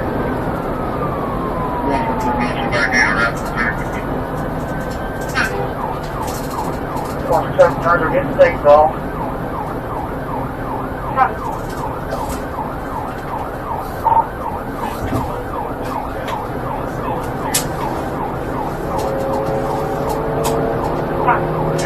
Four 17, I'm calling. Back to box 7.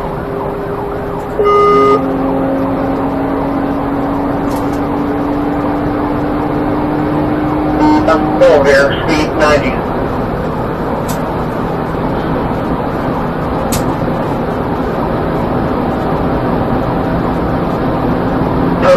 clear channel.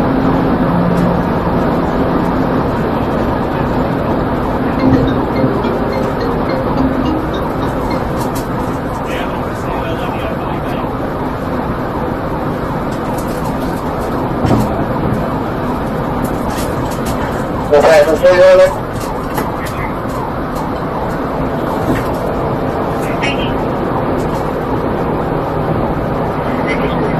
Okay, see if we got any troopers up there.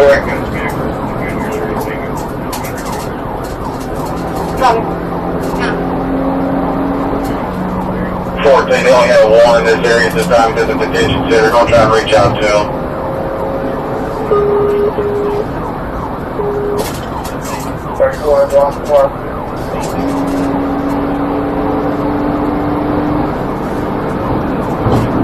Sleepy Valley.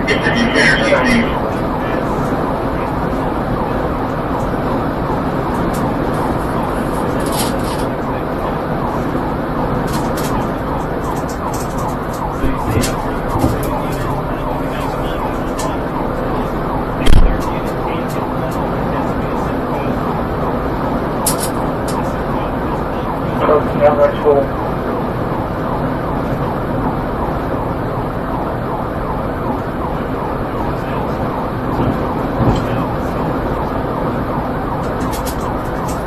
Not much school.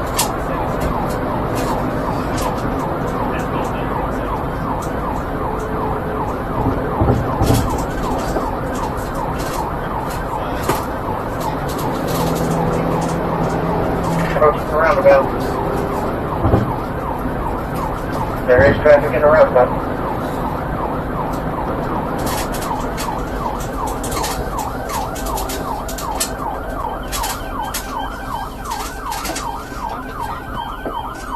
Pull over! Pull over! Pull on north on Highway 7. Pull over!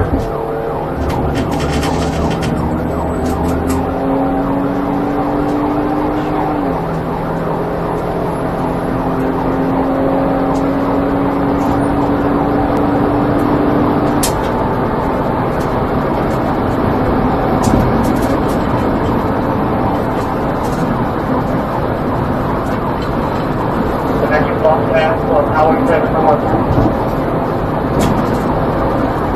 Speed 90.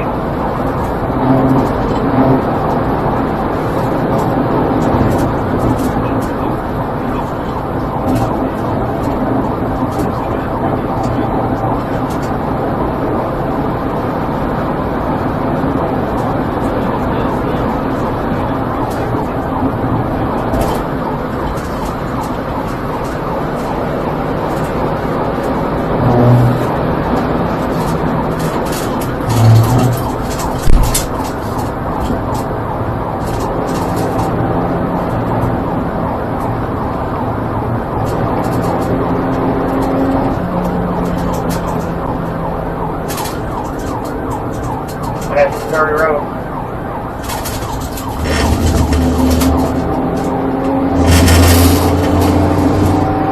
Traffic still line. You can show me back here and back it up to you.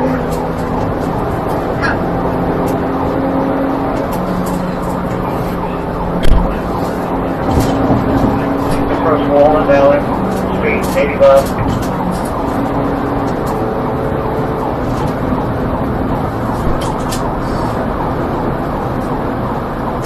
Do we have any other units coming to us?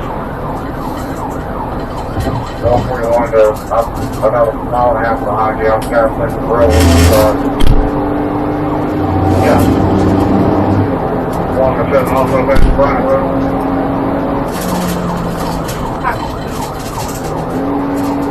You have Drango radio on the road there.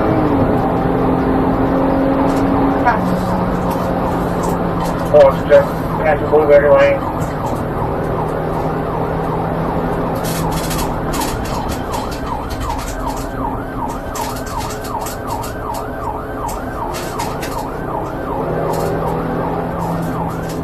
Pull over! Pull the Sorry, truck we have a over! fire trying to slow them down. Pull over! Pull over! still on Highway 71.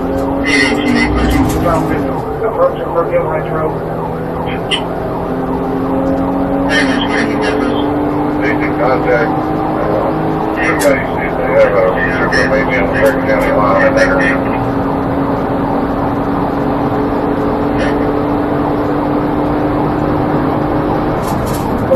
What that means, you familiar with this road?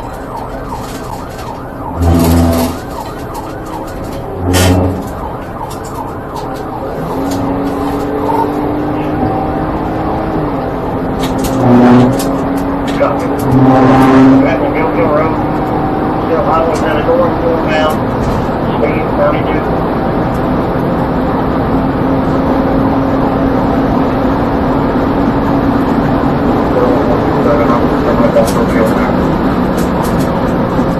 Yeah, when you come to this straight stretch, speed 106. Dispatch, you just think please trying to get 2 more headed up, buddy. Thank you. Clear over you.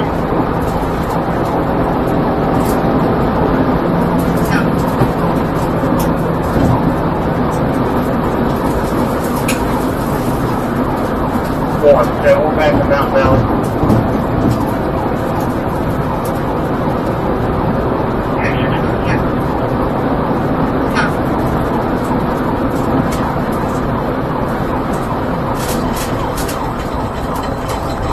You just square to the right last name, going one.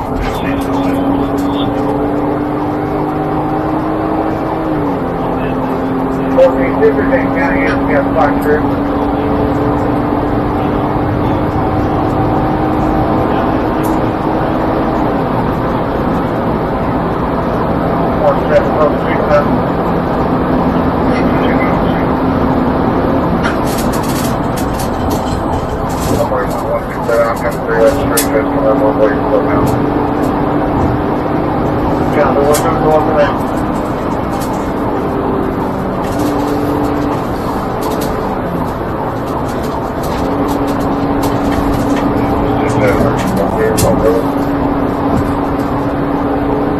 I'm definitely in. Probably cost 117. We're on Kirby.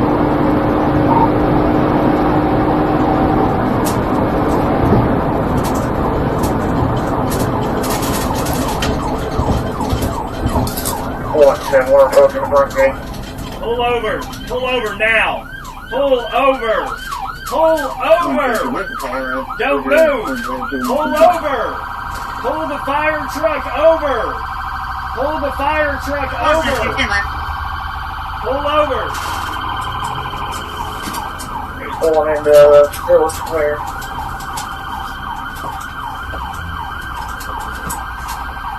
Couple of 127. If you turn around and start to come back to Dallas, let me know. Get out of the truck! Get out of the truck! Get out! Step out! Hands in the air! Step out! Step out! Step out! Hands in the air! Truck and ground! Do it now!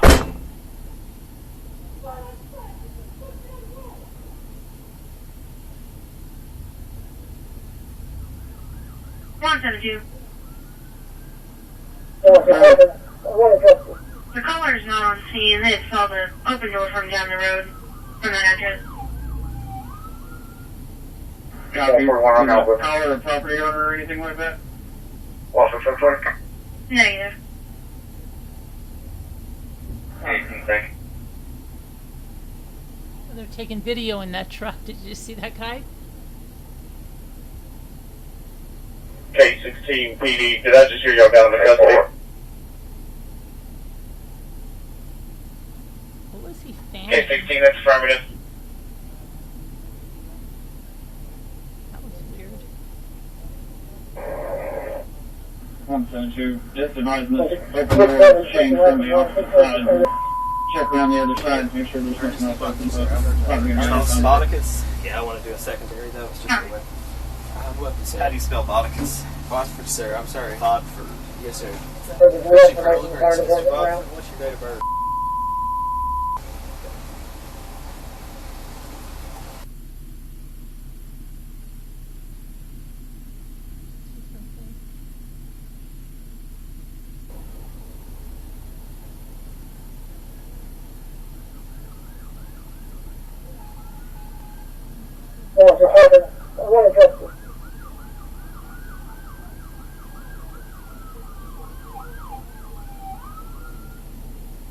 141, I'm out with him.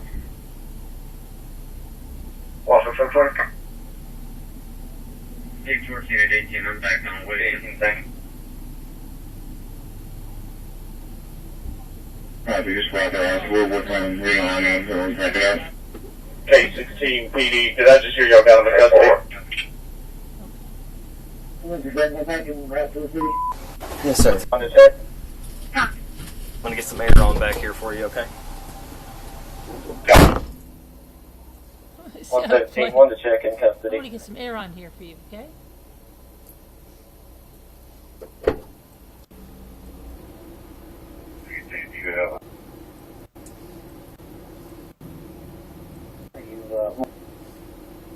Amy's look in the truck. I'm out here now.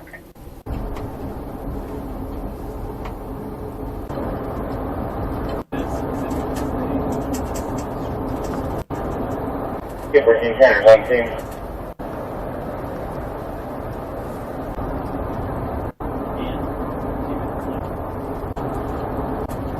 On it as a fellow Christian and a fire, did everything I could of skitzing.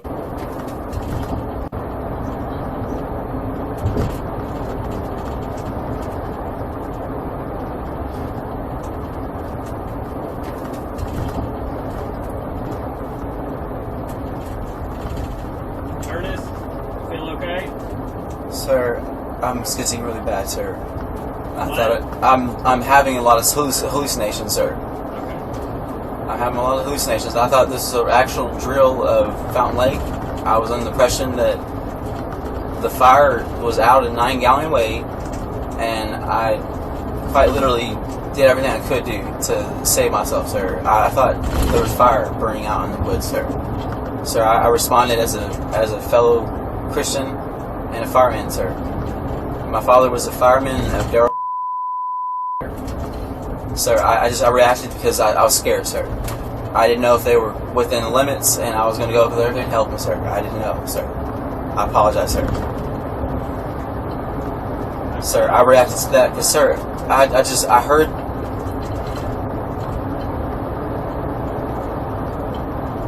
Eight 18, 814.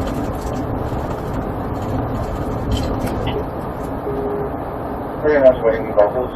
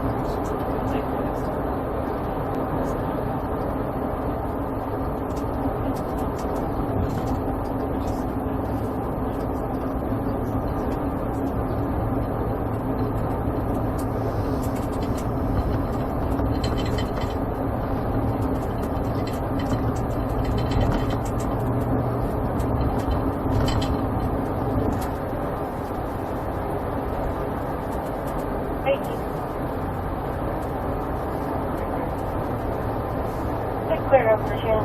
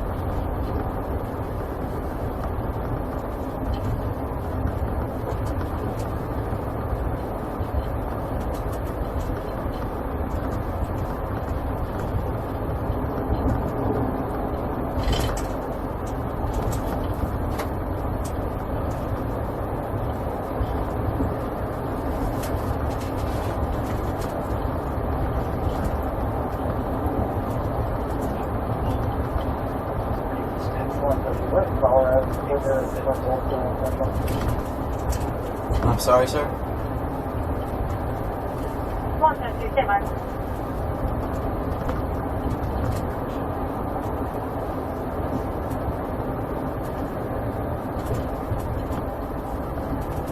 I didn't kill an witness, sir.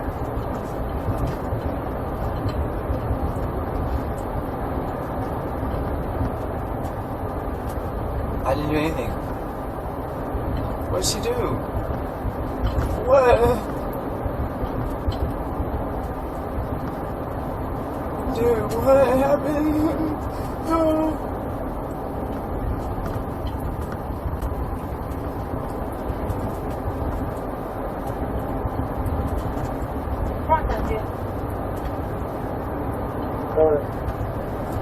The caller's not on the scene, and they saw the open door from down the road from that address. Copy. Was the caller a property owner or anything like that? Negative.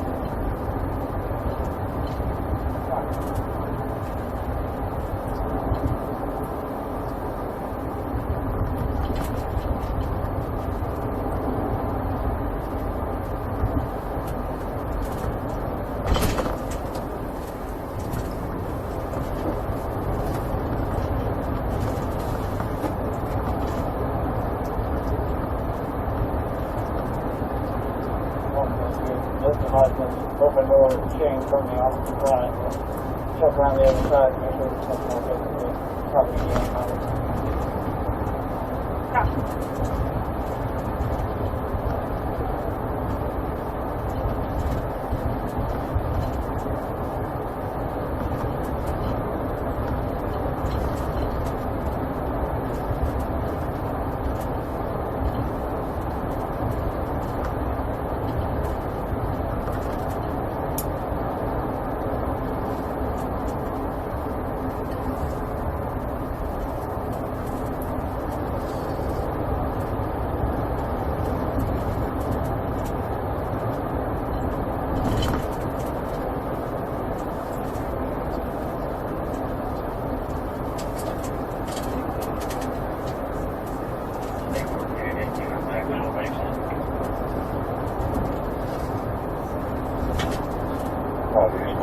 We're working on realigning ourselves back up.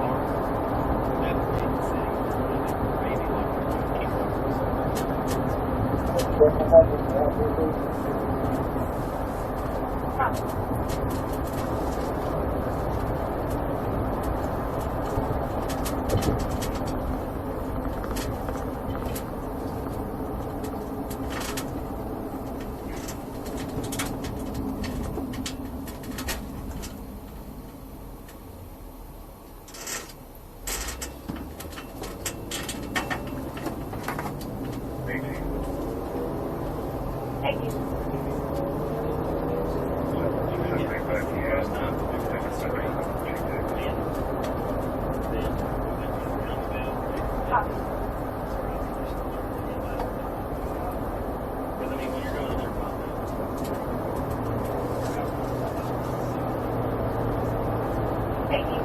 I didn't go inside though.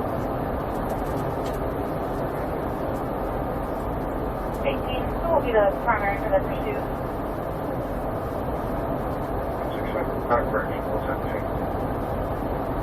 Oh, thank you.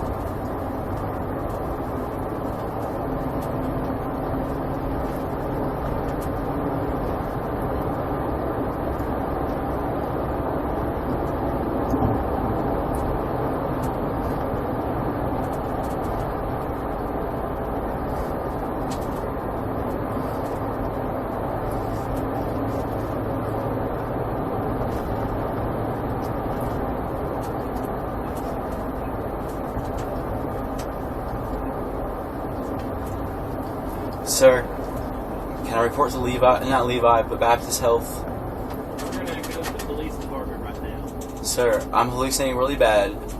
I actually... Hallucinate our way all the way to the police department, where you're going to be charged with multiple felonies. For what, sir? What? For what, sir? Stealing the fire truck and... I didn't steal a fire truck, sir. I stole a police vehicle because I was under the impression that... Wrong impression. Sir, there were so many people saying they were going to kill me, sir. Okay, I don't have anything else to say to you. Sir. That does not give you the right to steal an emergency services vehicle. That was a fire truck. Not allowed to steal a fire truck. I was gonna die. I was gonna die. There was people talking about killing me in my house, man. That would be more legal than stealing a fire truck. Look, sir, there was Joker and Harley Quinn. There's a bunch of people that were trying to kill me, sir. Joker and Harley Quinn.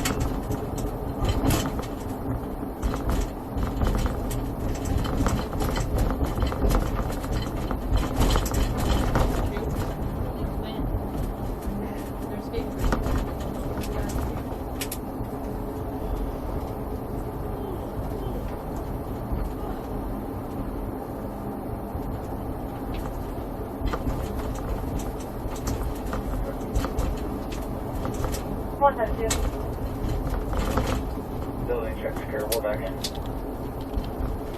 Copy.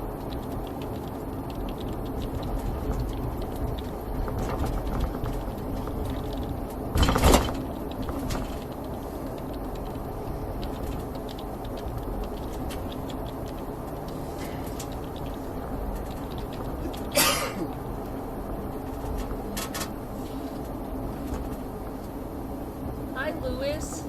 Gosh, my chat was way behind. My chat wasn't moving. Oh my gosh, I didn't even see that. I'm sorry. My chat wasn't moving. The last thing I saw was Jen saying something ages ago. Hi, Lewis.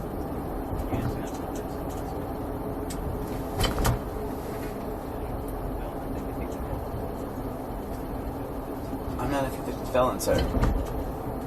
I've never made one mistake in the law's eyes, sir. So this is my first time I've ever done anything. Lord, help me, Lord. Lord, Father God, I ask that you forgive me for my sins, Lord. Lord, I ask that you speak to this gentleman, Lord. Lord, I was under the impression that I was going to get murdered, sir. I try to get away from everybody, sir. Lord, help me be myself, Lord. And Lord, help me be free, Lord. In Jesus' name I pray, amen. Strawberry one. I'm just gonna try, I'm back to the phone. Copy.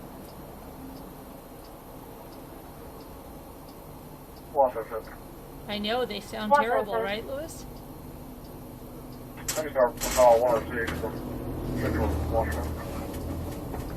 Copy. 105 minute around for that call. Copy. My chat was lagging really bad high. The last thing I had seen was something like from an hour ago from Jen.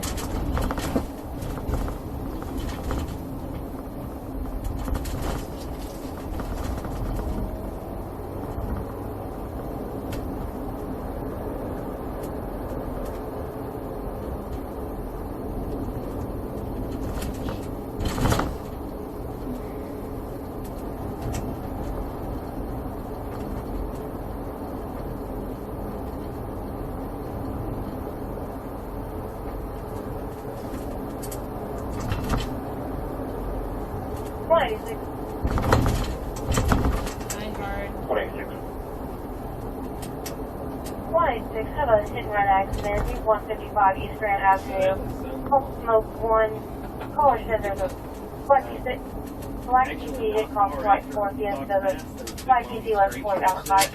And then we passed the Shell station. He said something about passing Copy, the out, Shell grab station. some shit on And then board. he said he didn't say anything about the Shell station.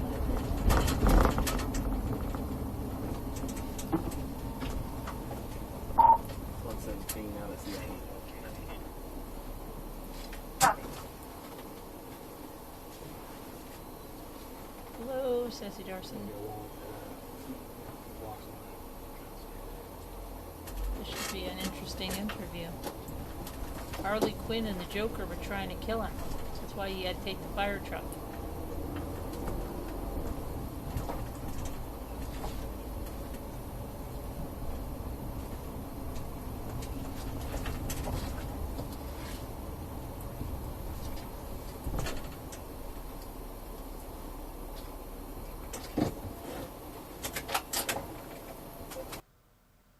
Okay, let's see the interview now.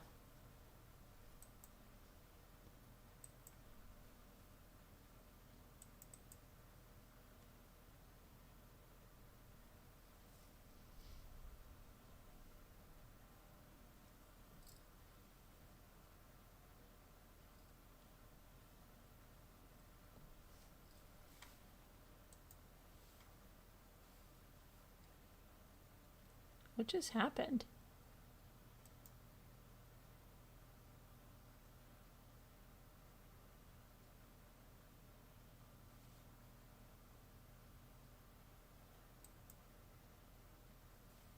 That was really weird. Oh, I'm sorry, sir. Spread your feet. Yes, sir.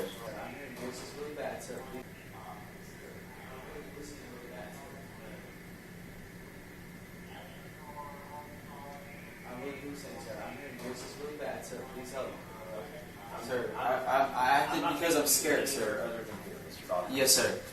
Put your knees in that chair. Yes, sir. Knees. Put your knees in.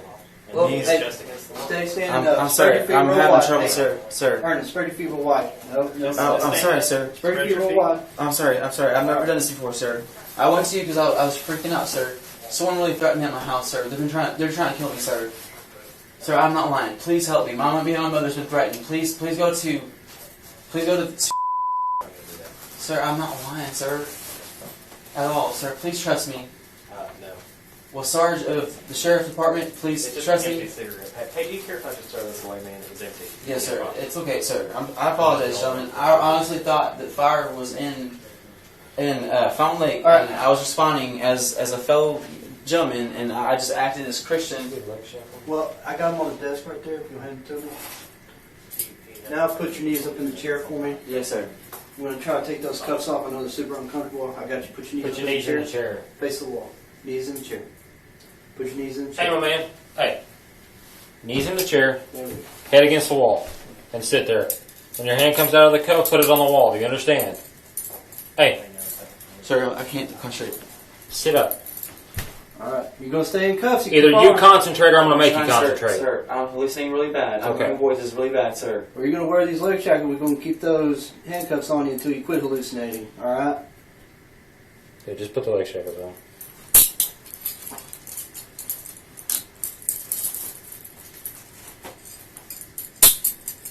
We'll leave the handcuffs on for right now. Yeah, until he calms down a little bit. All right. Stand up. Stand up. Turn around and sit down. Turn around. Face this way. Go ahead, have a seat. We'll be right back, okay?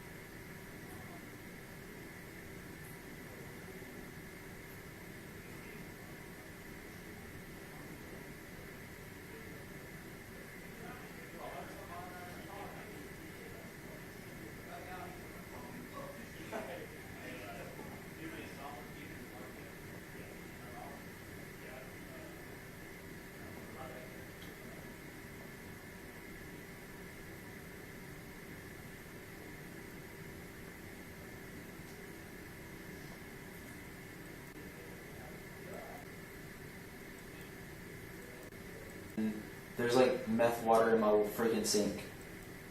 Please.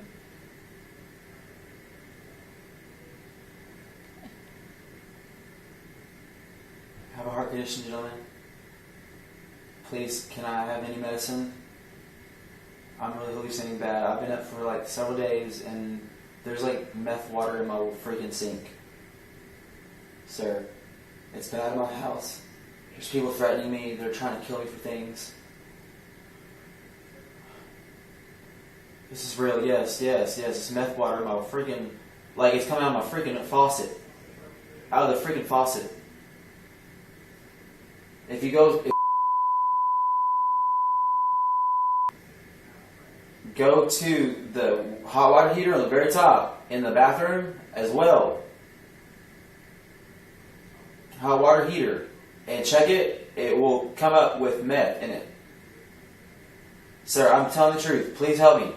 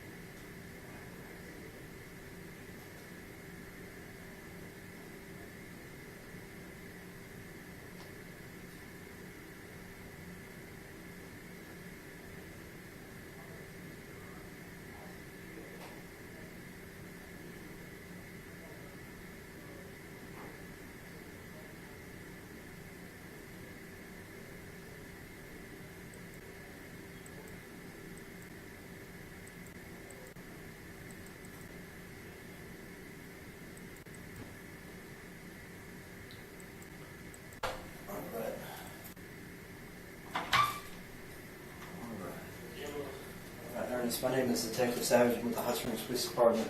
Alright. I'm just going to ask you a couple of questions. Check on your mental state, okay? Where do you think you're at right now? Right now, I'm hallucinating so bad, sir. I need help. What do you see?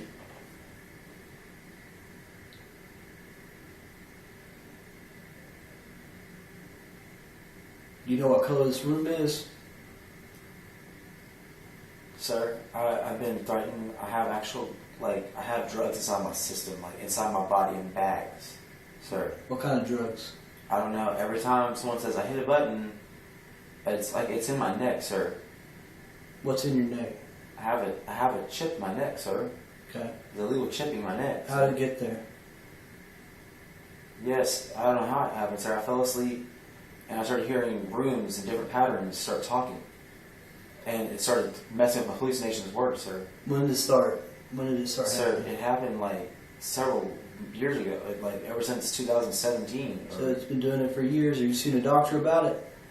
Sir, it's a chip. It's a chip, sir. Because what they do is they put it on my TV. I can hear it in. If you turn your air conditioner up, I can hear it on the air conditioner too. Okay. What made you? Do you know why you're? Do you know where you're at right now? What building you're at? Huh? Okay. I'm sorry, sir. I'm very sleepy, sir. I've been threatened in my home, sir. There's people trying to threaten me all the time, sir. Well, just get back and relax. You're in a safe place. I'll be right back, okay?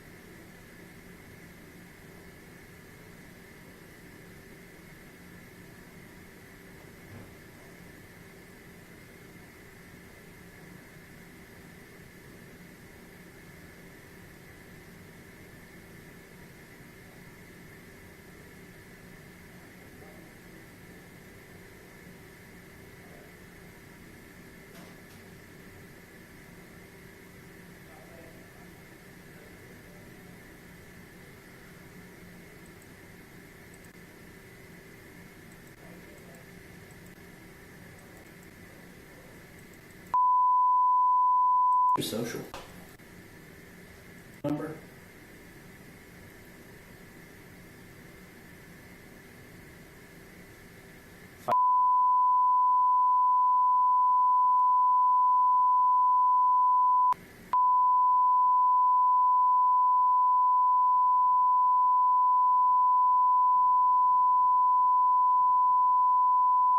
I apologize.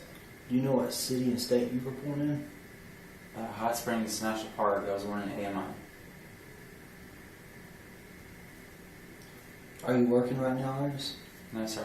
I'm with SSA and SSI. And I'm legally disabled. Okay. Do you have any tattoos? No, sir. You got any family in case something was to happen to you that we could call? Mom, dad, brother, sister, aunt, uncle? I'm sorry, I can't hear you, sir. Sir, I'm losing it really bad here, sir. Gotcha. Do you got someone that we could call in case there was an emergency with you? Like something happened to you? Like a mom, dad? I have an ex-girlfriend. Ex-girlfriend? What's her name? We're not going to call her, we'll just need it for our record, just in case. What's her name? Ernest, do you know her name?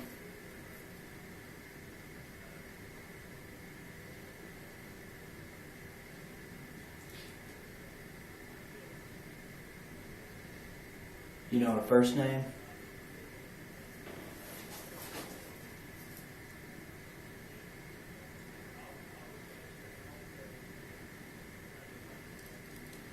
Do you know where she lives? Know her phone number?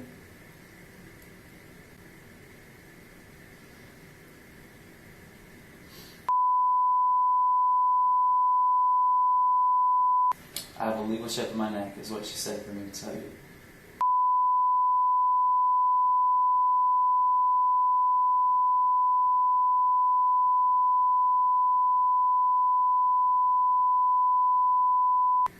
Where's she live at?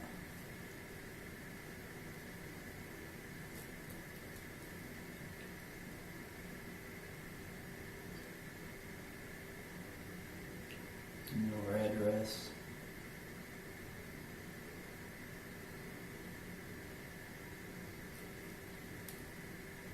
I don't know her address, sir. Does she have a phone number? That's the phone number I gave you. Okay, that's hers? Yes, sir. Are you still living in Benton? She's FBI, sir. Okay. Are you still living in Benton? As a Benton, the Benton? 15. That's where you're Yes, receiving sir. mail? That's where I was originally staying at. But are you getting mail?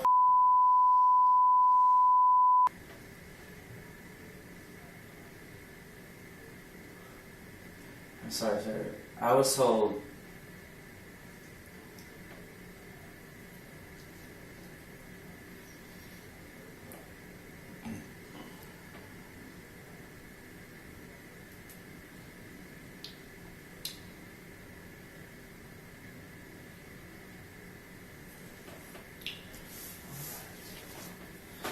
I'll be right back.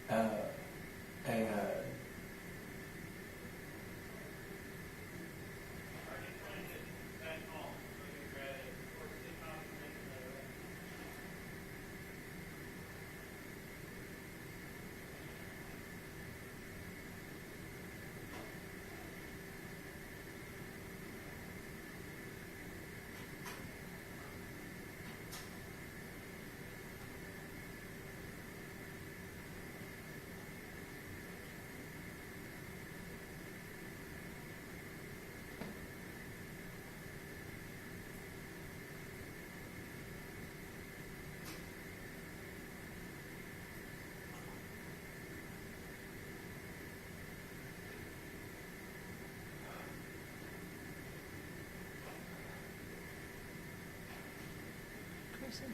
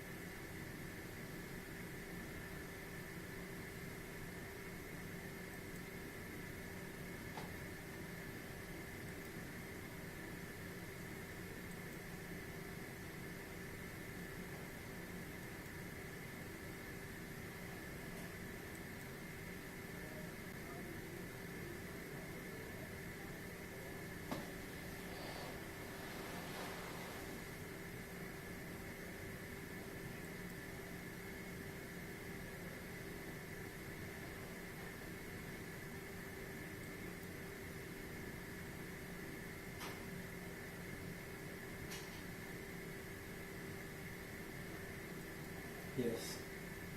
That's me.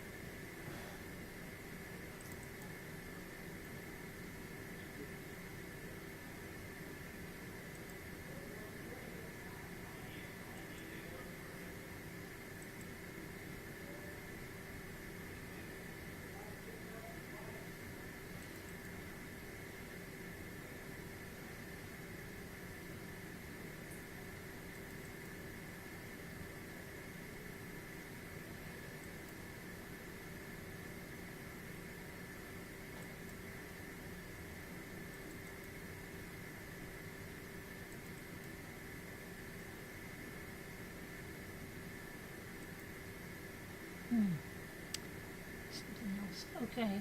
Let me see how I'll get it back on. I was looking at another file I had. Somebody got abandoned, her kid and 7 dogs.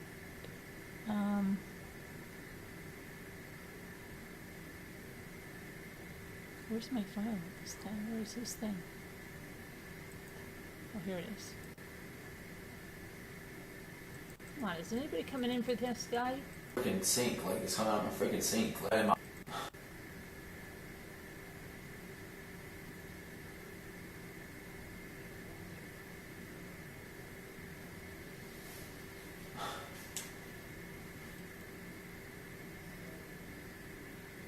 I have a shape of my neck. They're putting poisons in my body.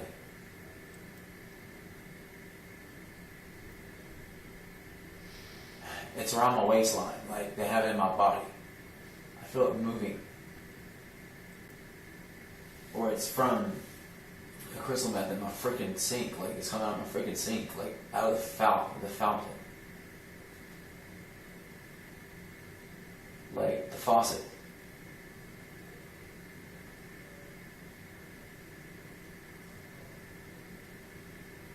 I'm talking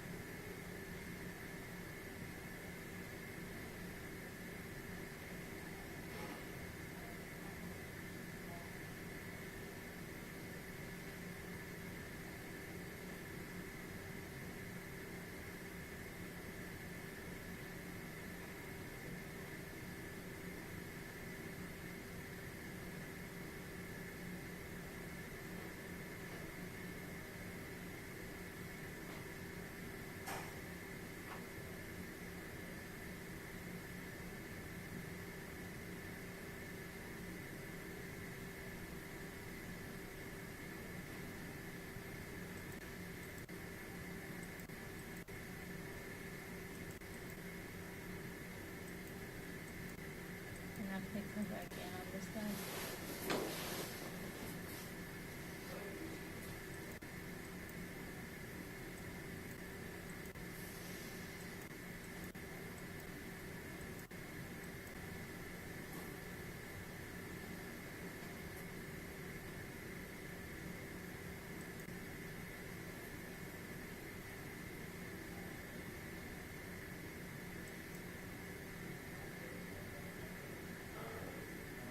I'm hurting, but I can't breathe very well, okay?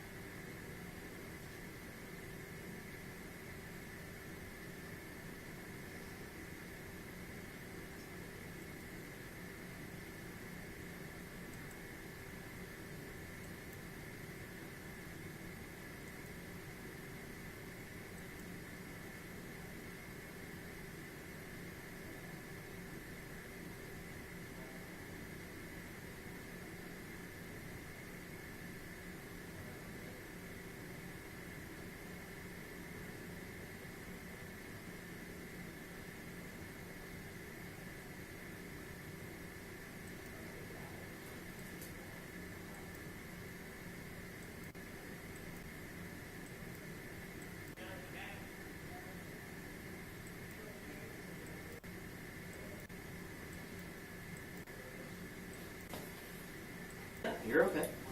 Thank you, sir. Yep. Hey, man. If you'll turn around, put your knees in the chair again, put your head back on the wall, I'm going to take the shackles off. Yes, sir. Yep. Knees up in the chair, head on the wall.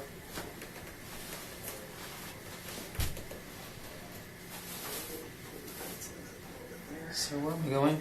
Do what? Where am I going, sir? I will explain to you in just a second, man. Am I okay, sir? Yeah, you're okay. Thank you, sir. I'm sorry, sir. I'm so sorry, sir.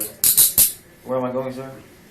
Like I told you, I'll explain it to you in just a second. Let me get Am I in trouble, sir? Are you in trouble? No, sir. I'm asking, please speak freely, sir. Let me get these off of you, and I'm going to explain what we're doing. All right, you can say that. You turn. So yeah, man, you're in trouble. You stole a fire truck and led us on 100-something mile pursuit across the county. So we're just gonna head out to the jail. You're being charged with felony theft of a vehicle, felony fleeing, and reckless driving, along with some traffic tickets for driving into oncoming traffic and running red lights.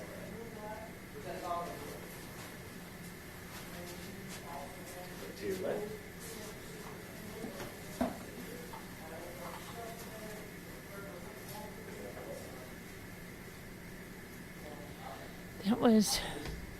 That was not as eventful as I thought that was going to be, given Harley Quinn and the Joker were at his house.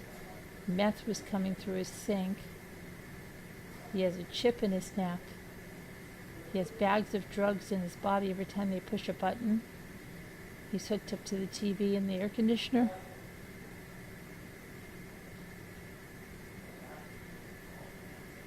Yeah, that is crazy. Okay.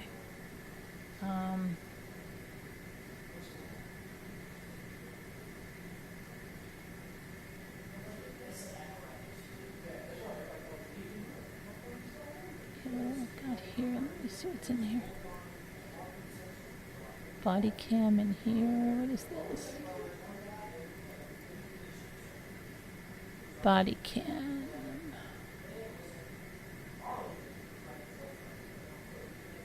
819, 824, 819, 88. I don't know what.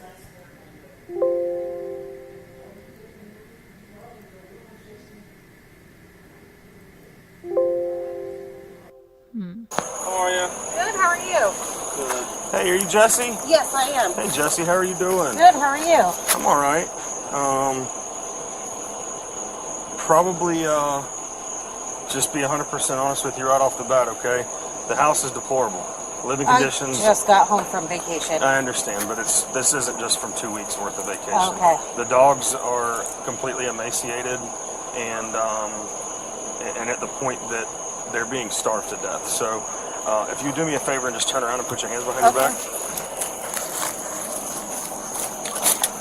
Put your hands together like praying. Hey, nobody goes in that house. What? Put your hands together like praying. So right now, ma'am, you're being placed under arrest for animal cruelty as well as child neglect. All right, ma'am, I'm back.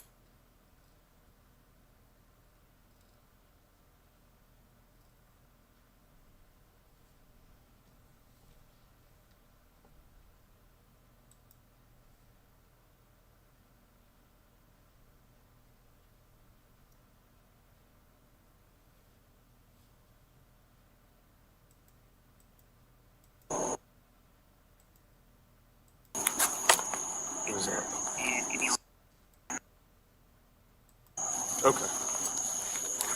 She secretly lives in his house. Okay. So she's been living Her own. Is this is where at your house? At mine. Okay. So months ago, have like drifted there. She's the primary parent. Right. I'm just making sure. Yeah. So right now, who technically would live, because I know that that's her daughter, but she stays with you most of the time. Yeah, but here's the thing. Listen, I'm on the phone. They're asking these questions. I'm just trying to answer them. I'm trying to answer you. Yeah. So all these kids live here. Okay. Okay. But in the last 3 months, the two have graduated there. Okay. To my house, where they're just So for the last 3 months, and I don't really didn't catch what started on because it's summer living and they can at do the whatever they want. Go where they want. He thought that it was kind of just because it was summertime and they were just going to stay together. But then he figured out that what the conditions of the house were. So right now, the one who has been staying here for the last 2 weeks.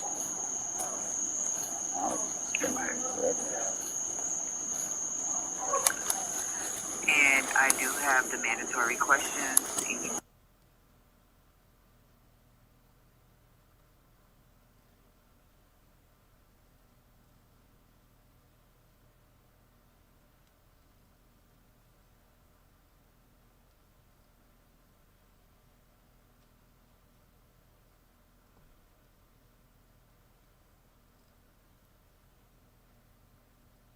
I can go get you that address. Give me just a second.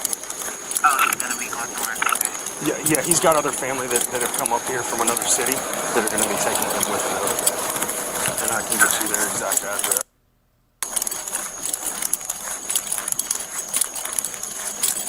I already made contact with our local DCF investigators. They're in round. And Hi Nora, my chat's not working well tonight. Sorry. If you guys are releasing them to us, it's going to be our address. That's all the same on our. Can you tell me real quick so I can repeat it?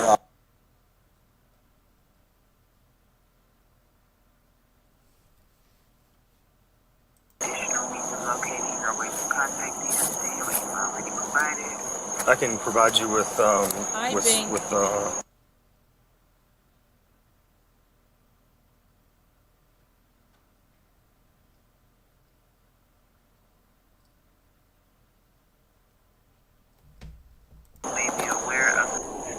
Thank you so much, ma'am. I greatly appreciate you.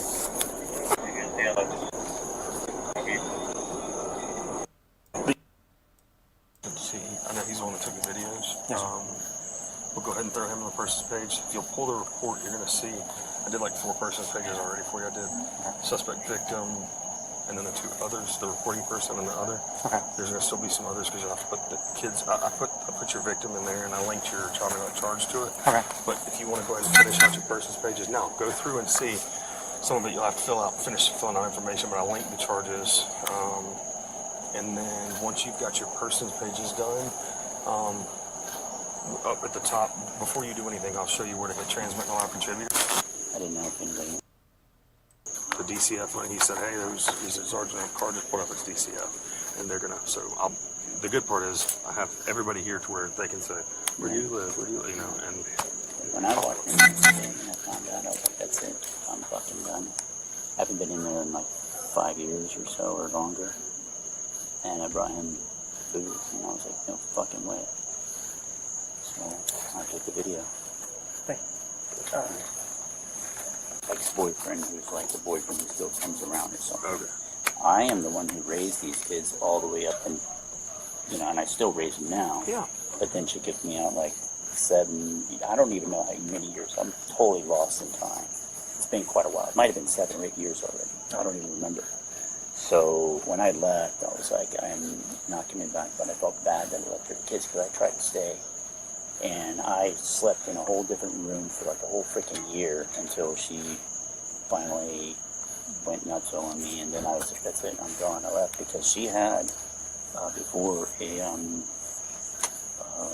we got into it many, many years ago. And it got physical where, you know, I went to her, she started smacking me, whatever, and it got physical. And the cop was like, you're an abuser, so you're going to jail. So I went to jail for 2 days. And then whatever, we fixed everything, we got back, and then now, you know, then years later, here we are with this place. That was in Fort Lauderdale. That's, you know, this place and everything, and then I was just like, something's wrong here. So I just, he kicked me out, I left, never came back. I said, here's the house.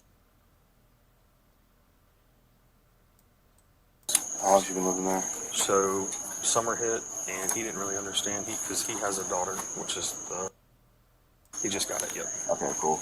I'm gonna give my supervisor to see if I'll need to speak with you at a later date. I just had notes late right now. We're trying to get the ball rolling on some other stuff, but with mom, had to pick mom up from the airport, and so he. Okay, man. Let me know what you need. Thank you.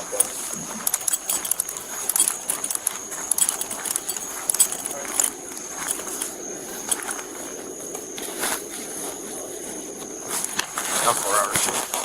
They're at the shelter. She's waiting on the other officers. She's bringing like 3 officers. That was Kathy? Yeah. What mom said? Interview. Huh? She gave consent? Yeah. She said she'll sign, she'll surrender the dogs to animal control.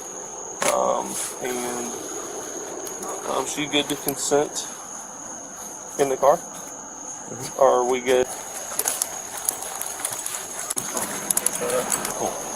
I hope so. He said it, and I I told him to go get his expensive belongings. He's gonna bring them out, and then honestly, we're gonna cut y'all loose. And Well, DCF said that they need to go to Florida as long as a child can call and take care of themselves, like take it here. DCF's also talking. But what he did say was, he said that apparently his belongings aren't even here. They're all at his house. Because he said she's been slowly, just secretly moving all of her things, and he didn't know what was going on. He thought. Well, so what he thought was that he said that he thought that because it was summertime, that he wanted to be unbelievable. He said this is disgusting. And Yeah, no.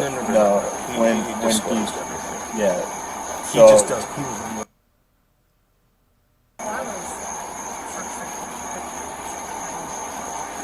Well, they at least did it over here where They did. didn't. I mean, you got to think they did it in front of our car. Yeah. And you can't even, if you're outside, you can't even see past that tree. No. Like, it's so dark out here. Like, he's standing, when him sitting at that porch and with an ambient light around him, he doesn't even know y'all out. He doesn't even know who's out here. He doesn't even know y'all's truck's here. Yeah. And he's like, oh. So he doesn't know any of that. And then where they... Hey, Matt. So what I did was I pulled that report. I did a bunch of persons pages, put the child neglect charge, added you and him as contributings. He pulled it as the owner, so he's going to do his thing, like finishing up the persons pages, and then all he'll do is you're. Hey, Jason. You have stuff here still? Yeah, she's got a lot of stuff, and I asked her today, I said, what do you want out of there? And she said, I can do without everything but my cat. So she took her cat. And I got the cat flea medicine today and all that stuff, so. Okay. But yeah, she has stuff here, but, I mean, I don't, yeah, I mean, she can come pick up stuff. Is that what you're saying? I mean, I was thinking about telling you to go get whatever she needs and get out of there tonight. Oh, but I wouldn't even know what to get, you know, what to get. I mean, my thought is this, like, let's get everything out that we can. But if you want to come back tomorrow, I don't know if you, right? Yeah, my so property. You need to come back tomorrow. I mean, so he said that, because, you know, he was asking me, right, you know, trying to help her get her stuff too. And I asked, because of the smell, he's like, so it just sticks to me. He said, so I just wait until the very end before I'm about to run out the door. And that way I going to school? Or whatever. This is why he doesn't go to school, because he got bullied. Which I was asking him those questions because I was trying to get him to explain that to me, and he said that could have been part of it was bullying. Because I said, was she bullied that she, you know, because she maybe couldn't shower? And he said, yeah, it's possible. And the girls were spraying her with perfume at school, and then she said she wanted to go kill herself, and then she said the what? school finally gave up that she wanted to kill herself. She doesn't say any or do any of that anymore. Mm-hmm. You know, she's been through some counseling, and I've been like, you know, I've just been with her every moment to help bring up her,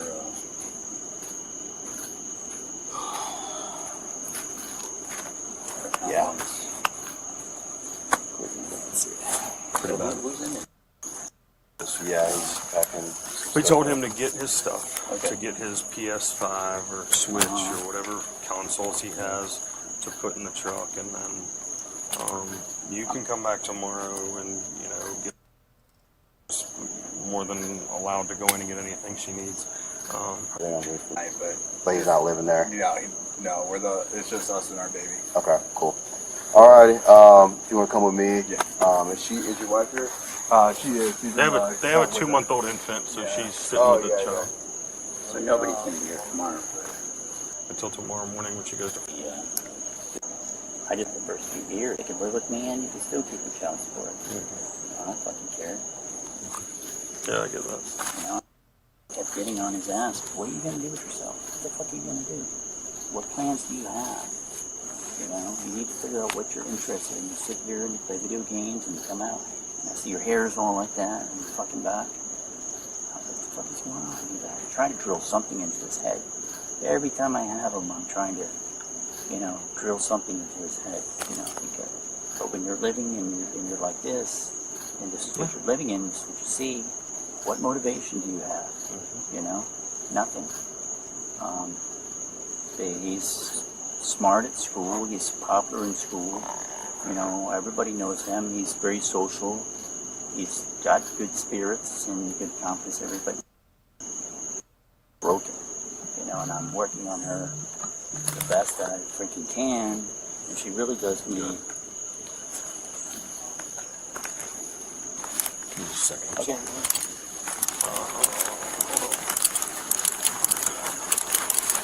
Is it regarding your case?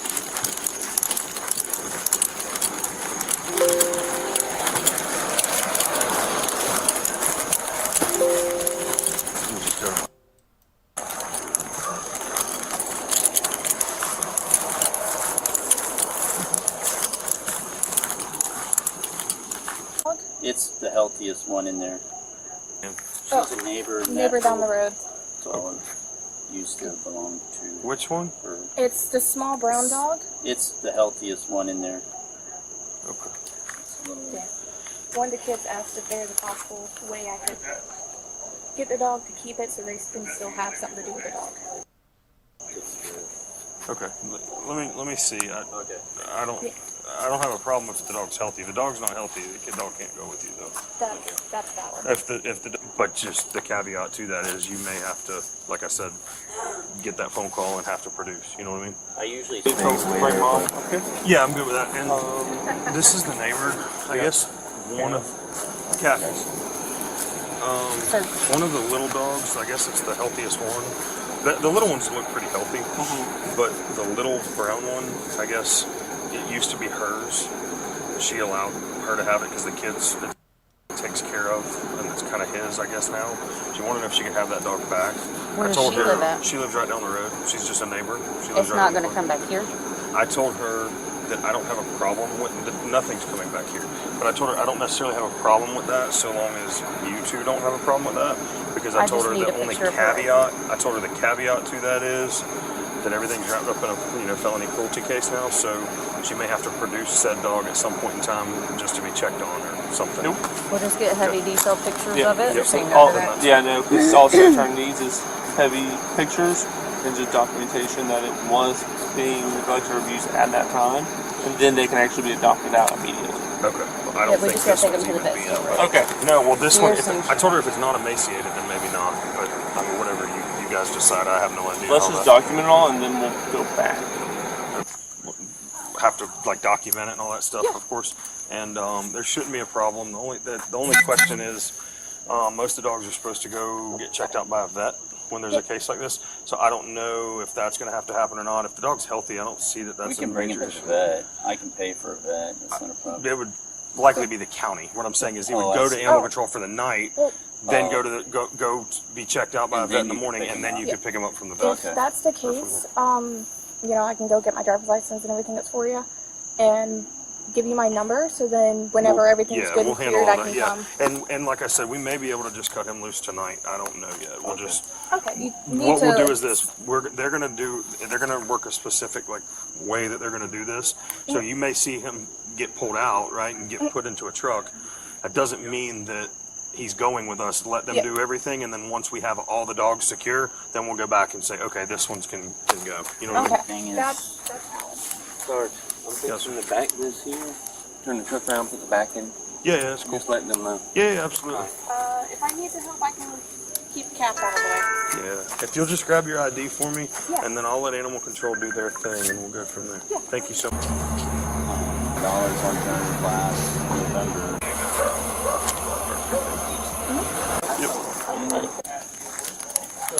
If you want them to stop right here on the porch, take a picture on the porch. Yep, we're gonna take a picture right down here. Yeah. The first one name is Big Boy. Man, you're a big boy. You want to try? Want to help? Katie, that's the one, the first one? Hannah, is that him? That one, yeah. Hey, that's a female. Yes. Okay, Kitty's a female. Yes. Okay. Can do what? Take the chase? Oh yeah, I'm trying to find That out. Keys, I'll just take it off. Give me a sec. I just want to do and consent to the inside the residence. This written permission to search without a search warrant is given to me by the above officer voluntarily and without any threats, promises of any kind at time. Next. Alright. Appreciate your cooperation. It helps us out a lot. I mean, they're not a kill shelter, if that's your question. Yeah. But I mean, if I'm being totally honest, I'm worried about how poor of health Chase is in. Yeah, Jason. I understand that. He looks really bad.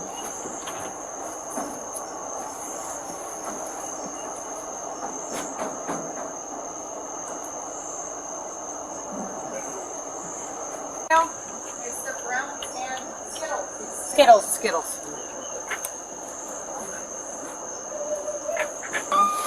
That's an estimate. So basically, we have consent from the homeowner to go in and just take some pictures, and that's what we're going to do. All right. You bring All the pictures he take, you take. You heard me? You can come right up here. You can come up here with me. It's kind of like Skittles, but with a white belly. Okay, so like tan, The right? stripe, yeah. Tan. Yeah. Or, yeah.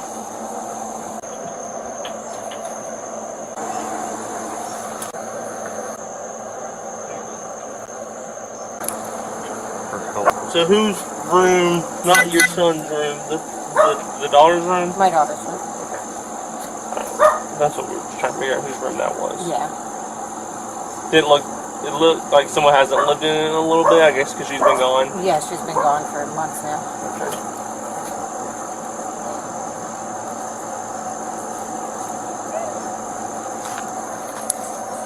Hey, Kathy. She said she's got a can of wet cat food, and if you open it and set it on top of that Volvo, the cat will come running. The gray car or the red car? The SUV on the other over there. The SUV on the other side of the white one, yeah. Okay. She said she's got some wet. Okay. And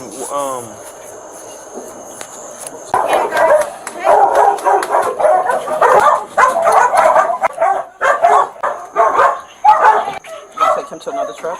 No, we're just swapping them so they're catty corner instead of right. it's locked. Well, I wouldn't lock it. Y'all got the can? I mean, you can. Let me ask you this. The white one's a little instigator. Poor thing. Yeah. Cat. That way.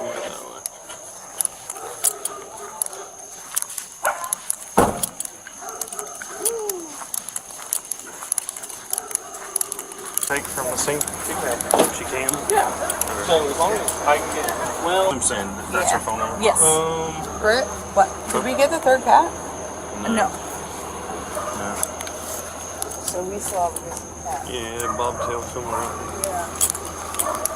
Probably eats anything else, yeah. Alright. Apparently there's cat food in that car over there that we can find this cat. Yeah, that's what she said. Does that one dog is more of them look like that? Yeah, 3 of them. So, Kitty is going to go to the vet tomorrow. Okay. And then they have your phone number and they'll call you. Okay. Just to see, to make sure they'll probably have to do some blood, make sure there's nothing crazy going on, right? Any kind of diseases or anything insane. That's all. Also, if you're still looking for the bobtail cat, try the boat. She likes to hang out on the boat and also underneath the Volvo. Okay. She's not very friendly. She's kind of skittish. Yeah. Yeah, she wasn't around the Volvo, but she may be at the boat. I can try to keep an eye out for her. Okay. If he's going to be weird or, I don't know.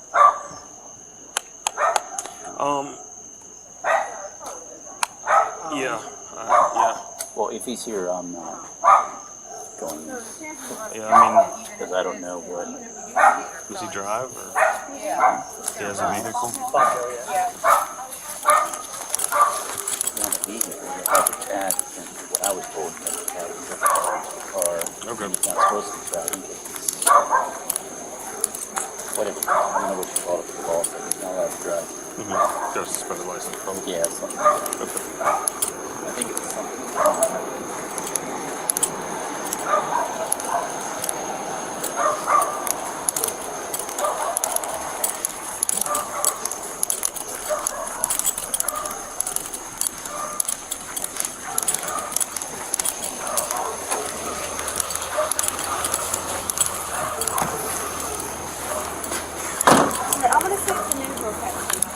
She already told me. I was waiting to tell you that, but she'd already told me she would. She said she has carriers too, and she said she'll catch it and bring it to you. Thank you. Yep.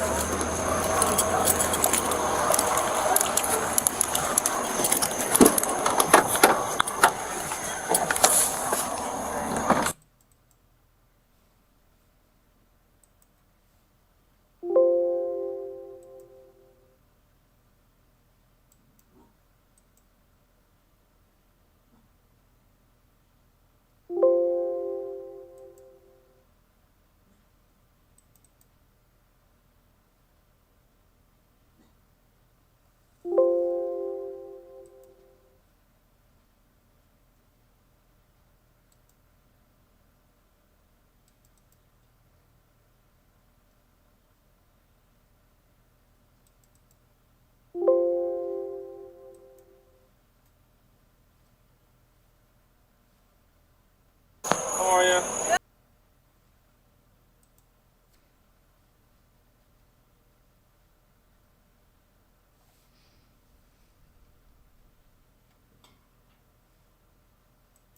Cleansing word cookies. We need a word cookie cleanse. Hope all those animals are all right. I don't like to see that.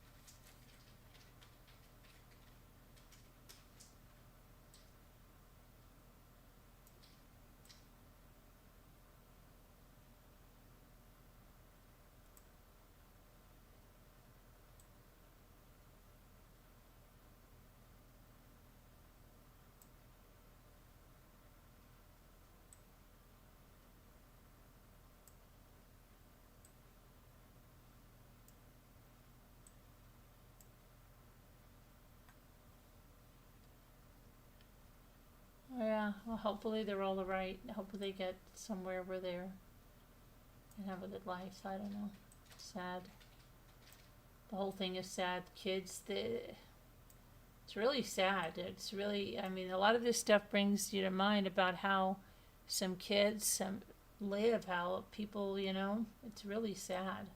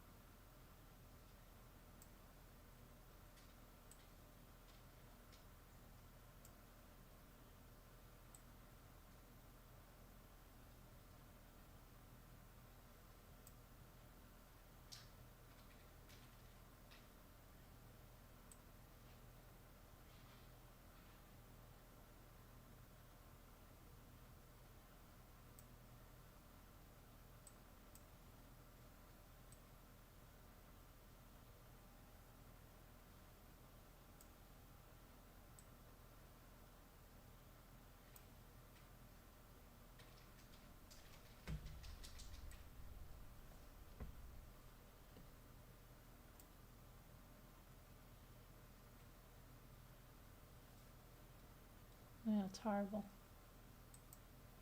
It's really horrible. They were saying about the kid that just terrible.